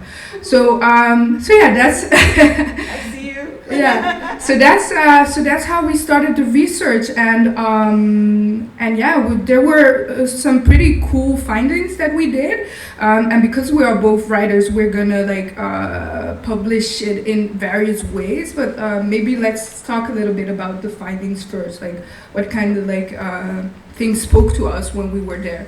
Yeah. So this is a visual of one way we will be representing the places we go. You can see a map here, there's numbers here, and you will be able to click on them and you will have either stories or videos or archival photography. It's a very long process to create something like this, so let's hope it's here in a couple of months. But yeah, basically we kind of departed from the idea, you know, it might be a little bit the same everywhere. Like maybe everyone's suffering from gentrification and that kind of gentrification is going to be a little bit the same and blah, blah, blah. And then when we started our research, turned out like, first off, people have been here for such a long time, been doing so much stuff that we had no idea about. The way we have not been able to receive the information even of like, for me specifically as a Belgian citizen living in Brussels, and I had not learned about so much of the history of Matonge and what people have accomplished there. It was very shocking to me. That was one thing I was very, you know, strong, because you always think like, you know, in London these neighborhoods have been there so much longer, and that is the case, but at the same time, like, we have also been creating spaces in Belgium for a very long time. Yeah. Can I add something? Yeah. Just wanted to add that that is something that I've structurally seen within our specific research, but also like in general, that diasporic francophone realities are very much erased from the narratives of blackness and black identity in the diaspora. But even when we talk about continental Africa, we could say that like a lot of like the Nordic European countries are so much like invested in understanding black narratives coming from an African American viewpoint, especially in the Netherlands, that like neighborhoods such as Matonge were pretty complex to detangle, as opposed to the narratives that we were much more accustomed to that we found in London. Yeah.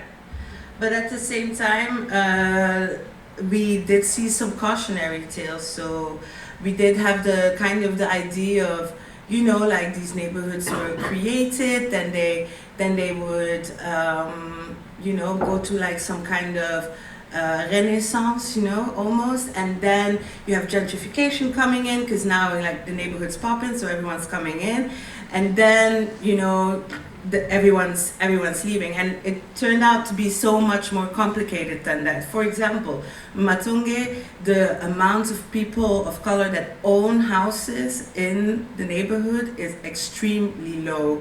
When people from the Congolese diaspora first came to Belgium, for example, these are quite rich people. They bought houses in Woluwe Saint-Pierre and those kinds of neighborhoods, a lot more wealthy neighborhoods. On the other hand, you have also neighborhoods like Notting Hill, which are quintessentially Afro-Caribbean neighborhoods, where now there is almost nothing left of that heritage, unless it's in some kind of what you would call like jerk chicken fusion bar, you know, like that. So that's what remains, like a fusion kind of version of what was used to be a very strong cultural place. And I remember doing an interview with someone who was an activist there for years and years, and he just said, like, it's just become a non-place. It's become a place without a soul. Like, from a very strong cultural place, we've become a place that is supposed to acquiesce the norm, but no one knows what that norm is, so that norm is just empty. But that's not happening everywhere. Like, there are people in Matonge that say that things are going much better than they used to, while there are people that are saying, oh no, the neighborhood is dying. So these narratives of like rise and fall are so much more complicated in reality, and seen through the different lenses of people, so much, there's so much difference there. Yeah. And the complexity of that is interesting, and it is interesting that even as two women of specific and are with both different respective African descendants, we, even as in the way we are and in the cultural capital that we in a way have, didn't start the project off with that being as aware of that complexity as that we are now. And that also says something about what has been mentioned earlier about how the stories will be told by others, and not in a way that that really reflects reality.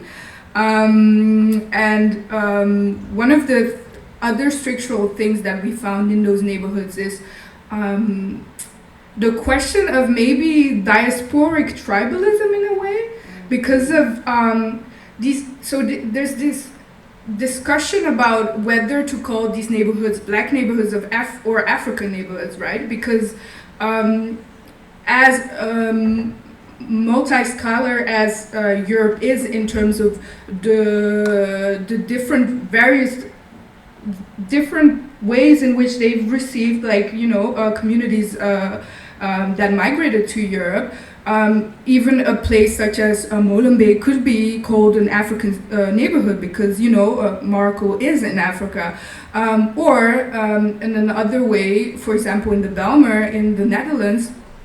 It is a neighborhood that is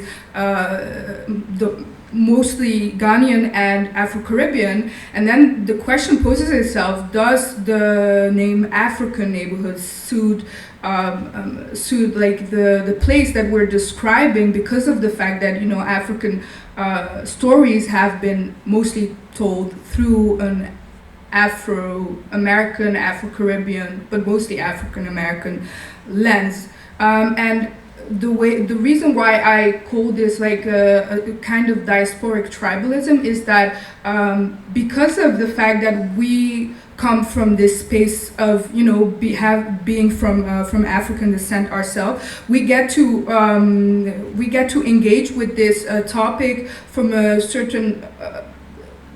We get to engage with topics that are a little bit more, let's say, that hurt within the community, like the discussion about the good immigrant versus the bad immigrant. Like in Belgium, there's the conversation within between Congolese and mostly Rwandese communities, where it's like. Me as a Rwandan, I can say that Rwandan people are mostly seen as the better colonial subject.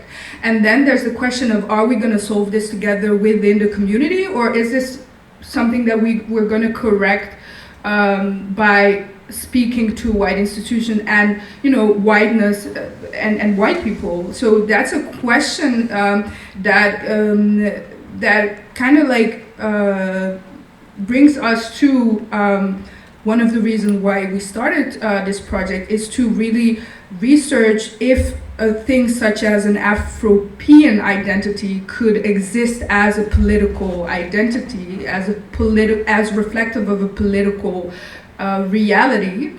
And because of this diasporic tribalism, this is a very complex thing to answer. Maybe you have something to add. Yep. Yeah. So as of now, we're in a very we're in a space where we're gonna publish our first article on the 30th of June. Does anyone know why the 30th of June?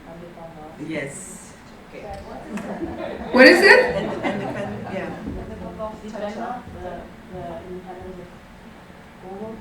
Yes.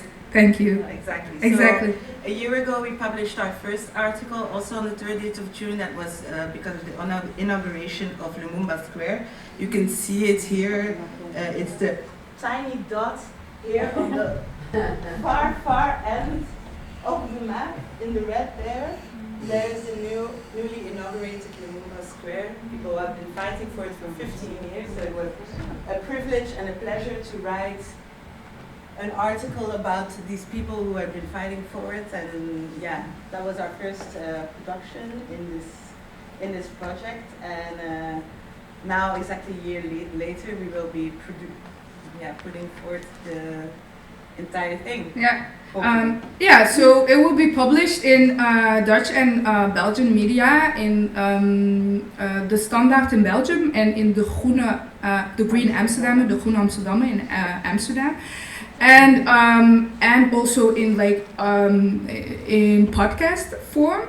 And of course, because of this, these stories being very diasporic centered, we've also thought about publishing them in different languages, specifically French and English, to be reflective of also the communities that have told these that were telling the stories that are telling their story through us, because that's really what it is. So yeah. I do want to say when what you said something. We are not the perfect interlocutors of these narratives. It's a large project, and for example, we are not of Peckham, we are not of Chateau Rouge, so we cannot perfectly mirror the experiences of people who live there and who have been there for a very long time. But I have to say, at the same time, I think full authenticity can be a trap sometimes, and I think we do need to be careful to the point where we're still able to tell stories, but we have to do it in a way that you would want to have a story told about yourself. Mm-hmm. But I do realize that there is no perfect way to do this unless you're writing about your own life. Then there is no perfect way, there's no perfect authenticity to claim. So we're not trying to do that as well. We know we can't. Mm-hmm. So let's just leave it at that. We're just collaborating with a lot of people and paying them. Sorry, I think that's a very important point to make. We're collaborating with a lot of people and we're paying them to make sure that we can get a form of intersubjectivity instead of a false idea of objectivity. And then, can we go to reading? Yeah, can I add something? Yeah. At this point, we can keep talking. Yeah. Just the last thing. I think that's important. What she said, but also interesting because of the backgrounds that we have, we're kind of hyper sensitive and hyper aware of that our positionality in a way that I think our white colleagues, our white male colleagues are not necessarily. And period. And yeah, that also says within this project we've often told each other we wish we had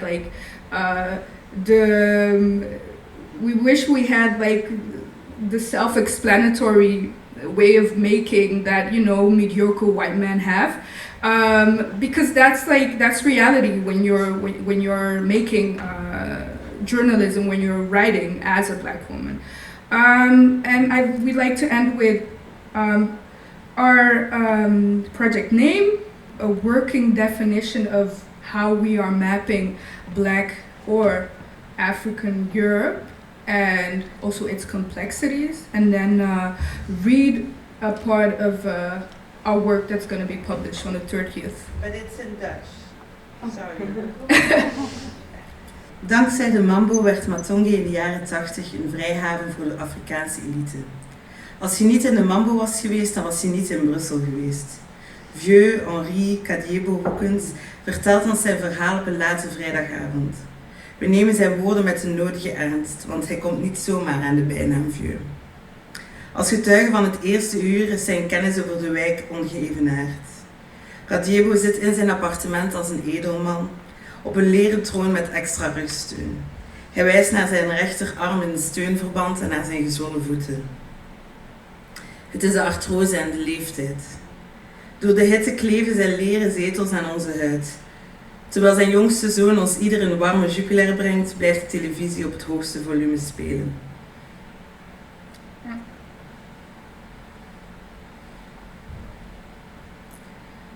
Kadiebo blikt terug op een van de bewogen nachten in zijn club. Mobutu Sese Jr. had toen de mambo afgehuurd voor de verjaardag van zijn vriendin. De zoon van de toenmalige president van Zaïre was zelf niet komen opdagen. Om toch nog iets van haar avond te maken, scande de jarige de ruimte op zoek naar een danspartner. Haar oog viel op hem. Hij durfde de dans niet te weigeren. Kadiebo had het niet hoog op met Mobutu en was een Lumumba-aanhanger. Maar zijn club draaide op de goede wil van vrouwelijk schoon. En zo dansend op de rumba vergaten ze even dat ze omringd waren door haar bodyguards. Tot het koppel het iets te gezellig maakte en de bodyguards de wapens trokken. Dankjewel.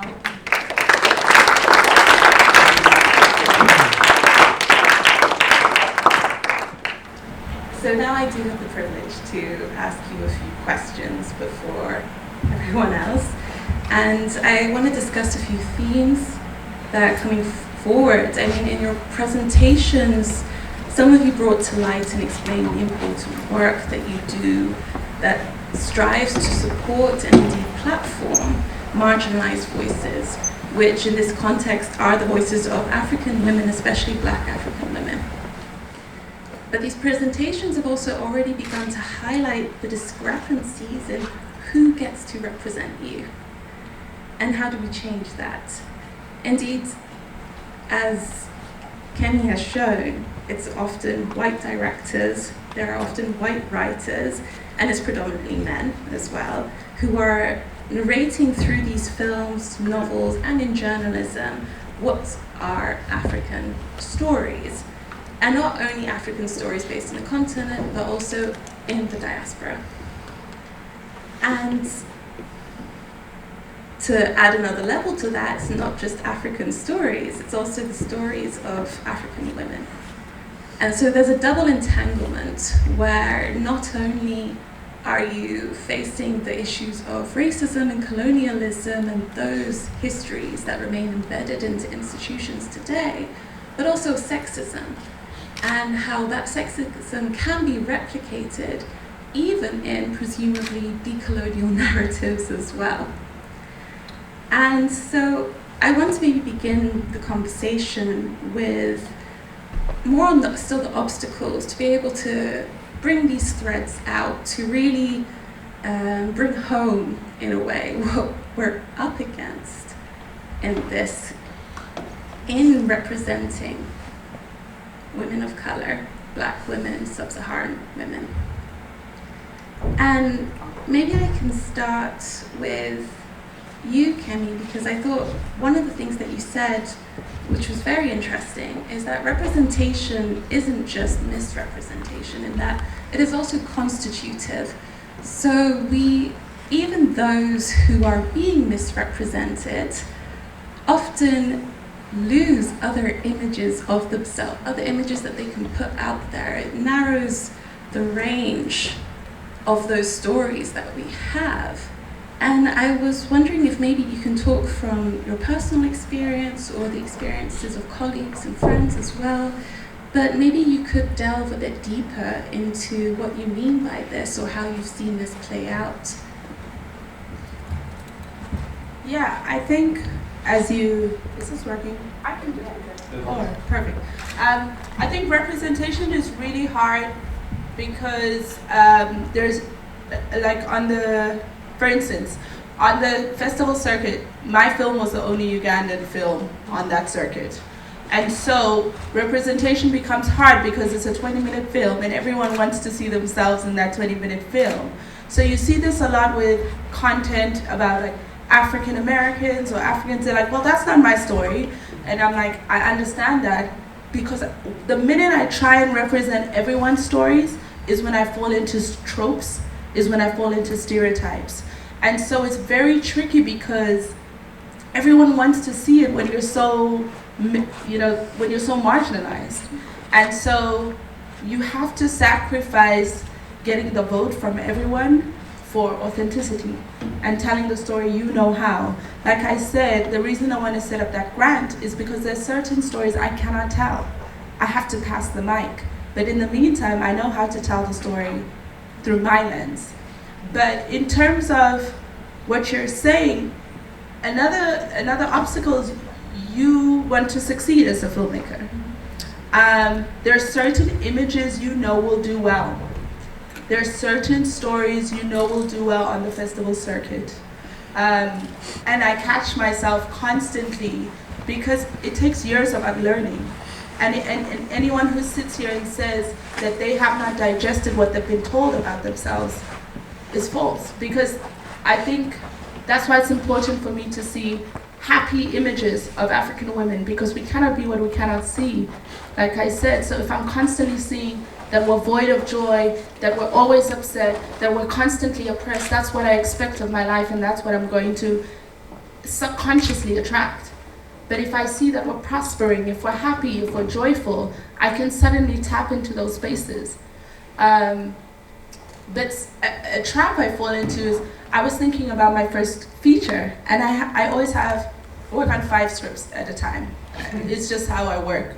But I was choosing which script between 2 scripts, and I was choosing this one particular script, and I had to ask myself, why am I choosing that particular story? And when I'm honest with myself, I'm like, oh, this will do well in the West. This will do well in America, because it employs a certain narrative that fits well with the Western lens. And so what I did was I chose the opposite. Maybe I can pass that question on also into Nganyende and Helen, because I think while this is talking about the film industry, I think similar issues occur in journalism and in writing novels as well. And I'm wondering, in your project, have you had, yes, can you tell us more? You've already told us a bit about how you have trying to navigate these tropes and trying to navigate being the storyteller of another person's story, so to speak. Could you elaborate maybe a little more on how you also navigate who your audience is and what they can take away from these stories?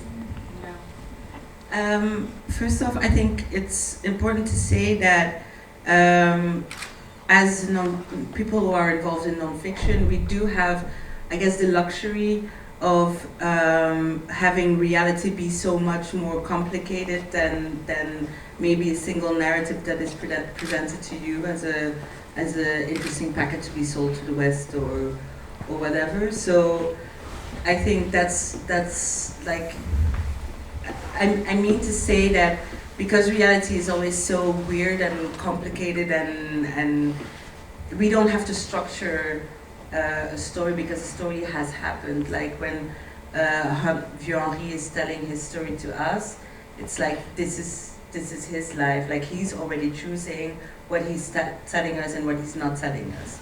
So that is already like a pre-selection that is happening, which makes our lives easier than, for example, it does yours.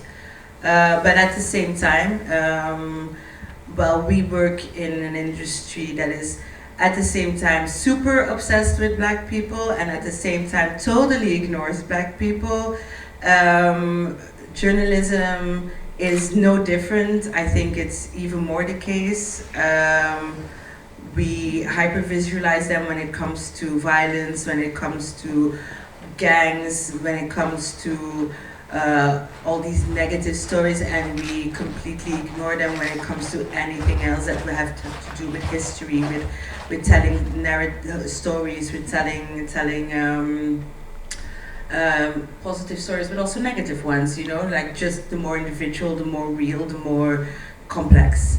So I think that's one thing that is very, very obvious. And at the same time, something which is also very difficult when you're working in journalism is that the tendency to exoticize is super, super strong. So like, oh, we're coming to this place, like the air is filled with, I don't know, like something exotic, and then women's hips are moving side to side, like this kind of stuff happens also a lot in journalism. It happens a lot in fiction too, but I find it very interesting that people who do not know anything about the Black people living in Europe try to tell their stories in ways that are highly, highly violent. And when it comes to our audience, that's something when we think about how we write, then I think because our audience are people like us, we are so much more careful to not fall into those same mistakes. We're not perfect, but that's why we ask a lot of other people to read and reread our stuff, because I mean, our audience is not what people, when we were pitching this story, how many people told us, like, this is not a typical story for the blah blah blah reader or the fill in the blank reader. And it was like, are you for real? Because I am one of those readers and I would read that story, and I think you are very much underestimating your readership. And that's ironic because the word blank in Dutch means white. So fill in the whiteness. And I think, if I understood correctly, what you were saying about film is that writing fiction may be like more writing fiction may be more sensitive to tropes than just writing nonfiction. No, that's not what I said. I mean to say, I think we have already a filter there, which makes it easier for us not to fall into tropes. Because of those people that we're Because we're talking to real people who had a real life that was complex and all these things. Yeah.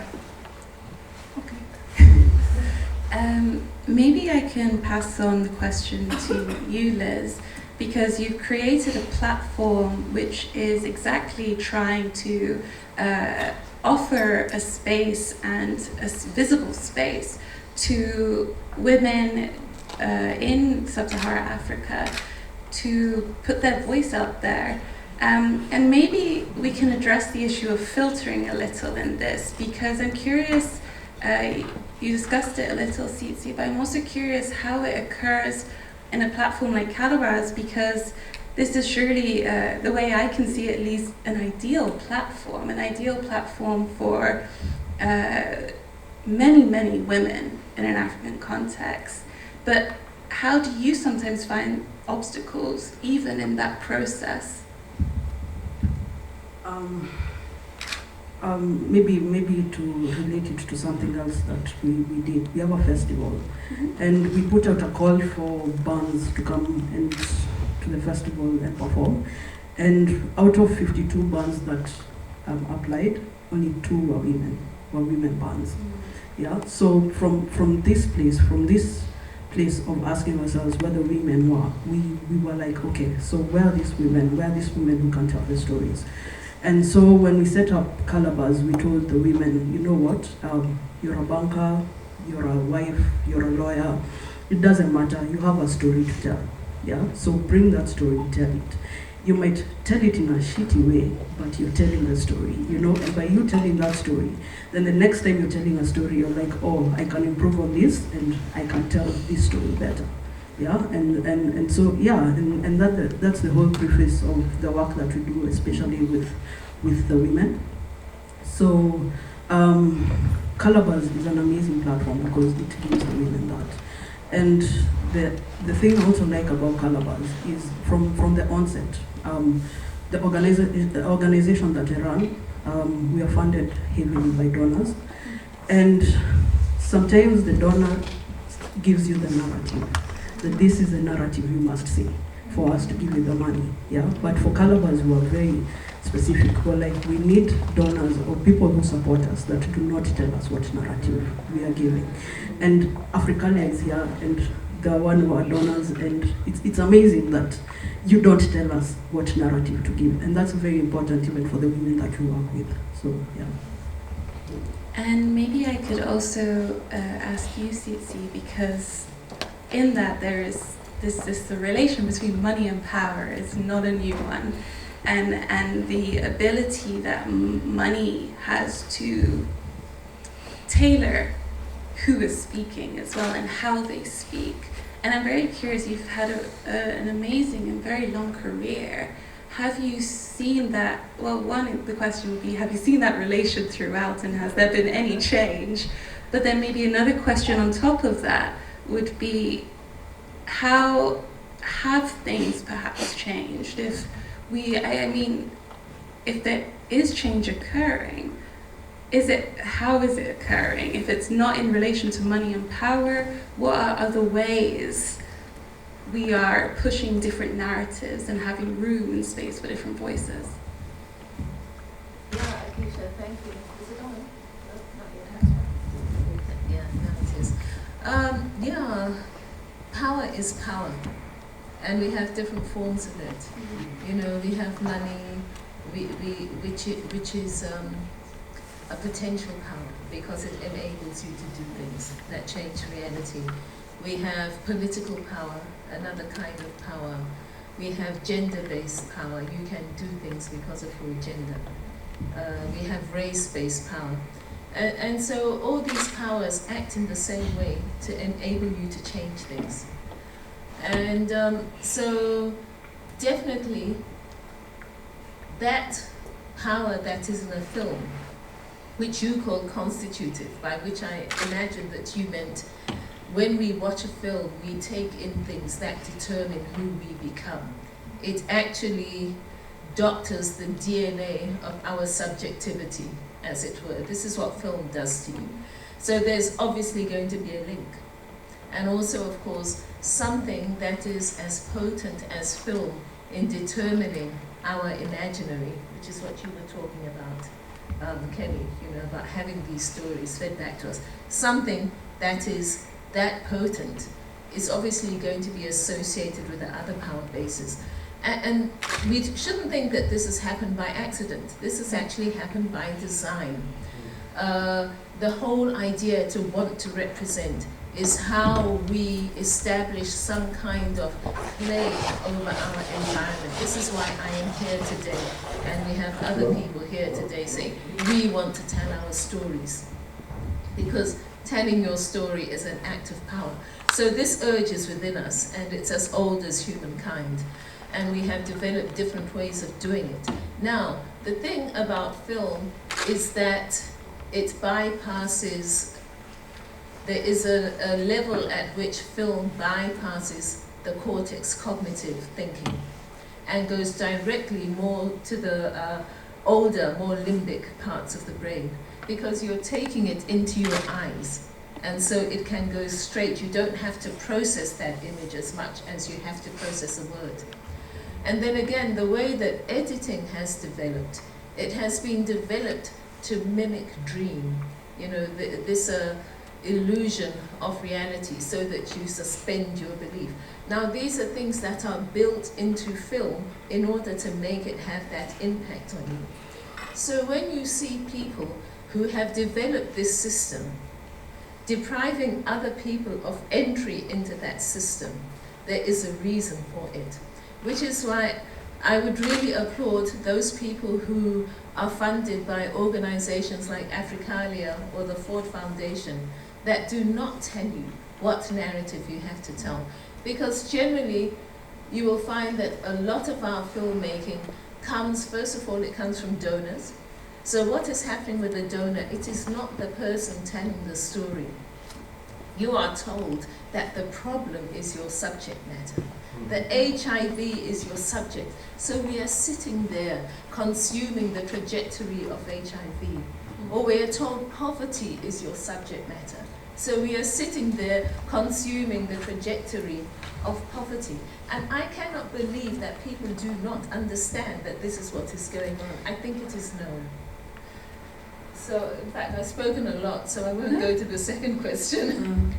No, I mean, I think that's actually really illustrative anyway, because I think talking about whether it's known or not, I mean, I do think maybe we can go back to this idea that you proposed, Kemi, of the cognitive disruptor, because this is the question of how known is it, and how do we disrupt it? How do we disrupt these images? And then how do we disrupt power in turn? And I want to probe you a little more on this wonderful figure, because I want to ask, how do you see us all becoming, even those on top of the social hierarchy, let's say, like white men, becoming cognitive disruptors? I think anything that's a cognitive disruptor is anything that upsets the status quo. So Afrika Film Festival saying we're going to put a black woman on their poster and she's going to choose what image it is, whether we like it or not. That's cognitive disrupting.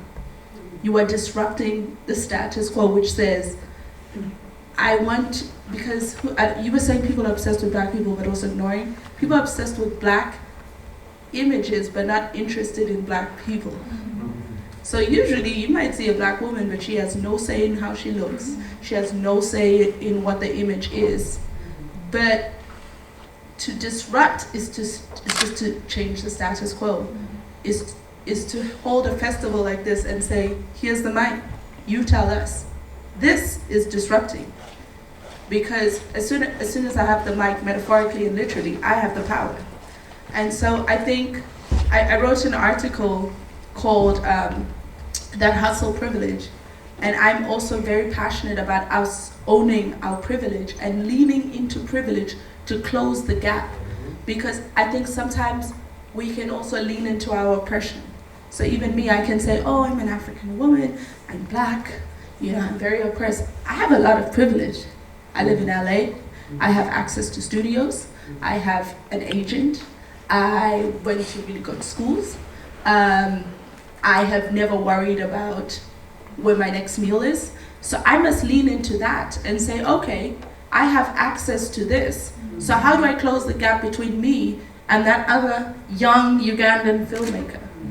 Which is why I start to look into, I want to set up a grant. That is my way of disrupting. So I think we must always analyze where we are on that hierarchy, because it's more complex than the four. And the lower and lower it is, you have to close that gap and be aware of your privilege. And I think this also speaks into the significance of having an all-female crew as well, the significance of having hubs that can innovate, that can educate and network too. And we saw the great work that you do with that, Tsisti, and also Liz. And I want to be able to ask you, Liz, how do you see other digital content platforms taking their lead, in fact, especially in the context of Sub-Saharan Africa, or, how do you see them taking your lead? And possibly, I want to ask you, how do you ensure that these spaces also integrate an intersectionality of women voices? So obviously, we're talking about Black women from Sub-Saharan Africa, but also LGBTQI, working class women, etc. Maybe the biggest platform we have for this would be YouTube. And the thing is, a lot of content gets lost in it. Like a lot of amazing content is created, but there's no that one platform that makes it seen more. So the preface of Calabash was also to get all this amazing content that's out there and aggregate it. That means we get more views for the content that's being produced. So in terms of, is there any other platform that's doing what you're doing? I don't think we have that yet. Yeah, which is amazing. And as I said, working especially with women and having all female all-female crew. We've done that, and I think it was amazing. And as she said, that it's very hard to get women who will be DOPs, who will be holding the camera and things like that. But you see, if we start having platforms and we start planting the seeds that this can happen, then more and more you start seeing people doing it. And more we've started seeing people coming out of their cocoons and starting to share these stories. I'm also very curious about, and this I can pose to you both hopefully, is that there are stories of ourselves and of people with similar heritage, similar backgrounds, that we're not always going to like.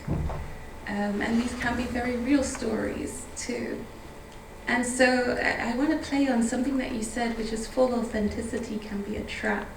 And I think it's a very wonderful way to also bring in this idea that images, content, even of ourselves that we produce are filtered. And I'm curious how you see in writing, I think as well, like writing is a very powerful tool for also demonstrating the stories we don't necessarily like but need to be said. And I'm curious in your project, has this become an issue for you? And if it has at any point, how have you navigated it or talked about navigating it? So to me, that question actually also like develops onto what they were saying, because in the way I interpret your question about stories we do not want to hear, one of the things that I often say, and that I also wanted to write down while we're talking, is that what you said about consuming the images that we were told about ourselves and then having to unlearn that. One of the stories that we don't like to hear as Black people is also that because we haven't learned to lean into the privilege that she talked about, we consume these images, and because we no longer know who we are outside of that struggle, outside of trauma. So we continue to formulate and add to those tropes and stories that center around pain, essentially. And that is not to negate the importance of telling pain, importance of telling the very real traumas that we go through. But for example, when we started the project, one of the tropes that were told about an emerging Afropean identity is that, oh my God, the whole Black Lives Matter movement, it's coming to Europe. And every Black person in Europe is involved, and we're gonna ride around and we're gonna disrupt the shit out of everything. And then when we got to the neighborhoods, the African neighborhoods, the Black neighborhoods, the Afro-Caribbean neighborhoods, it was well, actually the people that are invested in basically centering their identity around something that was created in America and from a lens of Western Blackness are mostly youth that are in universities, young people that are very academic, that are very intellectualist, and that hold positions of power within the community, but that might not be very comfortable with leaning into that privilege, and more so lean then into an activism that is not very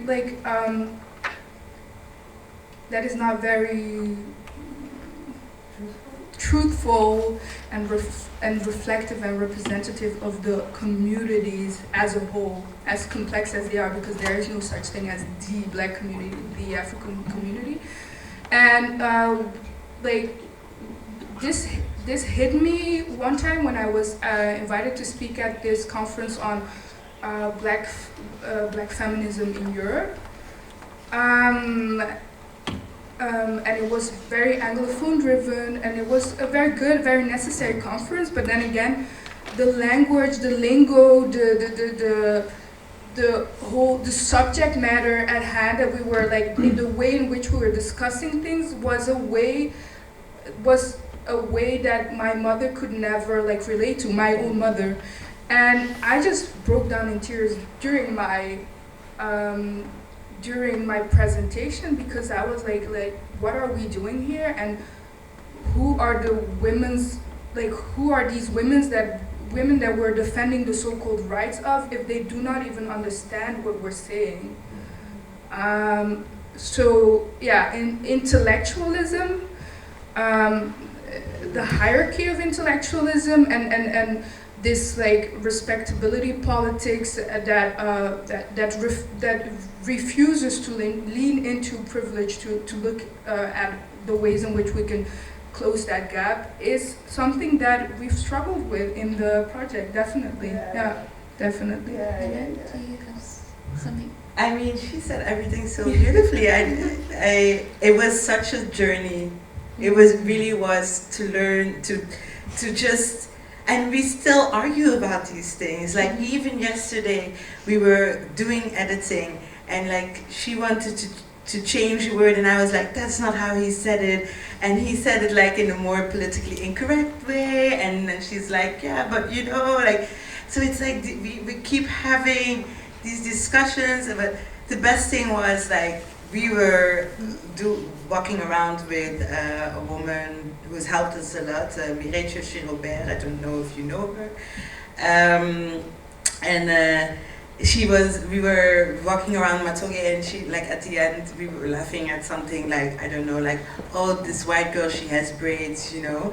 We were laughing about it, and then Mireille was like, why are you laughing? And I was like, yeah, I don't know, like, cultural appropriation.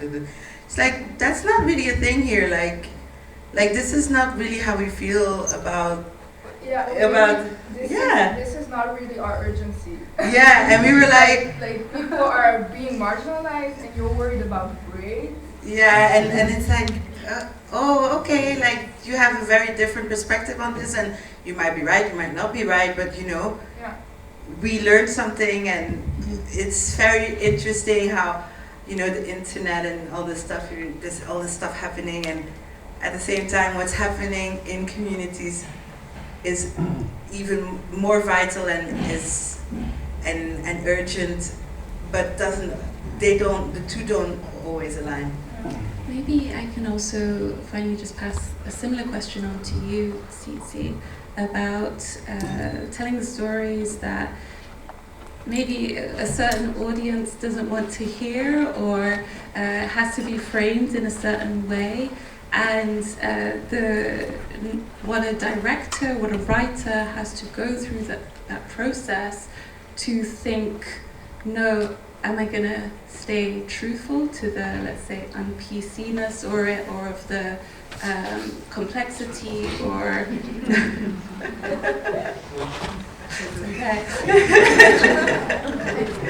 but of the complexity of it.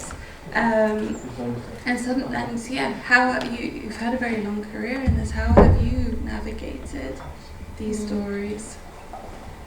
I think that's a really important question, and it deserves more time than we can give it today, because there's so many aspects to it. There is the young Zimbabwean, for example, who's been watching YouTube and has never been to the States, but now speaks with a fake African American accent, can no longer sing in Shona, and really is not producing music that I think will sell anywhere outside Zimbabwe.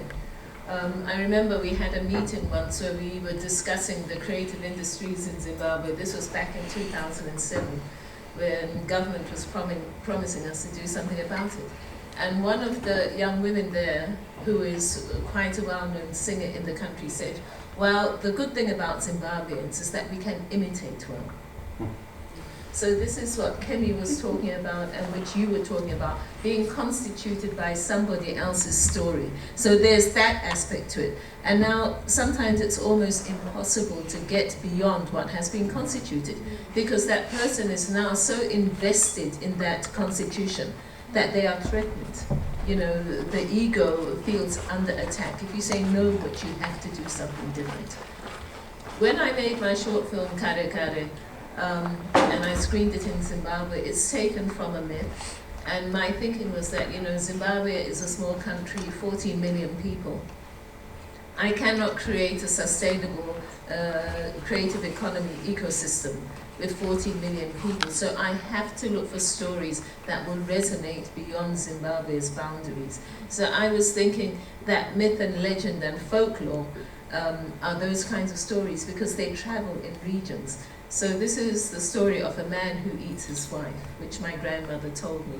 So when people came and saw this film, I had people literally calling me up and saying, Tsitsi, do you think we can retell the old stories? You know, people could not conceive that it was possible because that idea of your cultural identity being something that you can actually narrate had been erased. You know, so we have a lot of work to do. First of all, to remind people that you have a cultural identity. You have sources from which you can draw your material, and also to give them the tools for using it. My one privilege, I think, is that I was educated as a young child at a time when many women were perhaps not being educated. And I was exposed to other environments because I spent some of my very early childhood from about 2 to 6 in England. And I wasn't even with my parents, I was fostered out. So I've had lots of experiences that were outside the norm. You know, when I spoke to my parents about this, they said, but Tsitsi, we didn't know there was anything wrong because at home we have the extended family and you go and live with your grandmother. But here, so okay, the woman I was fostered out to was also elderly, so my parents were thinking, oh, she's with a grandmother. But this happens to be white in a coastal town in England in the 1960s, you know. So I had all those things to grapple with. So I think I learned early that you've just got to stake your space. And I've leaned into those two privileges. But the other real privileges of being able to satellite around power, I'm still working on it.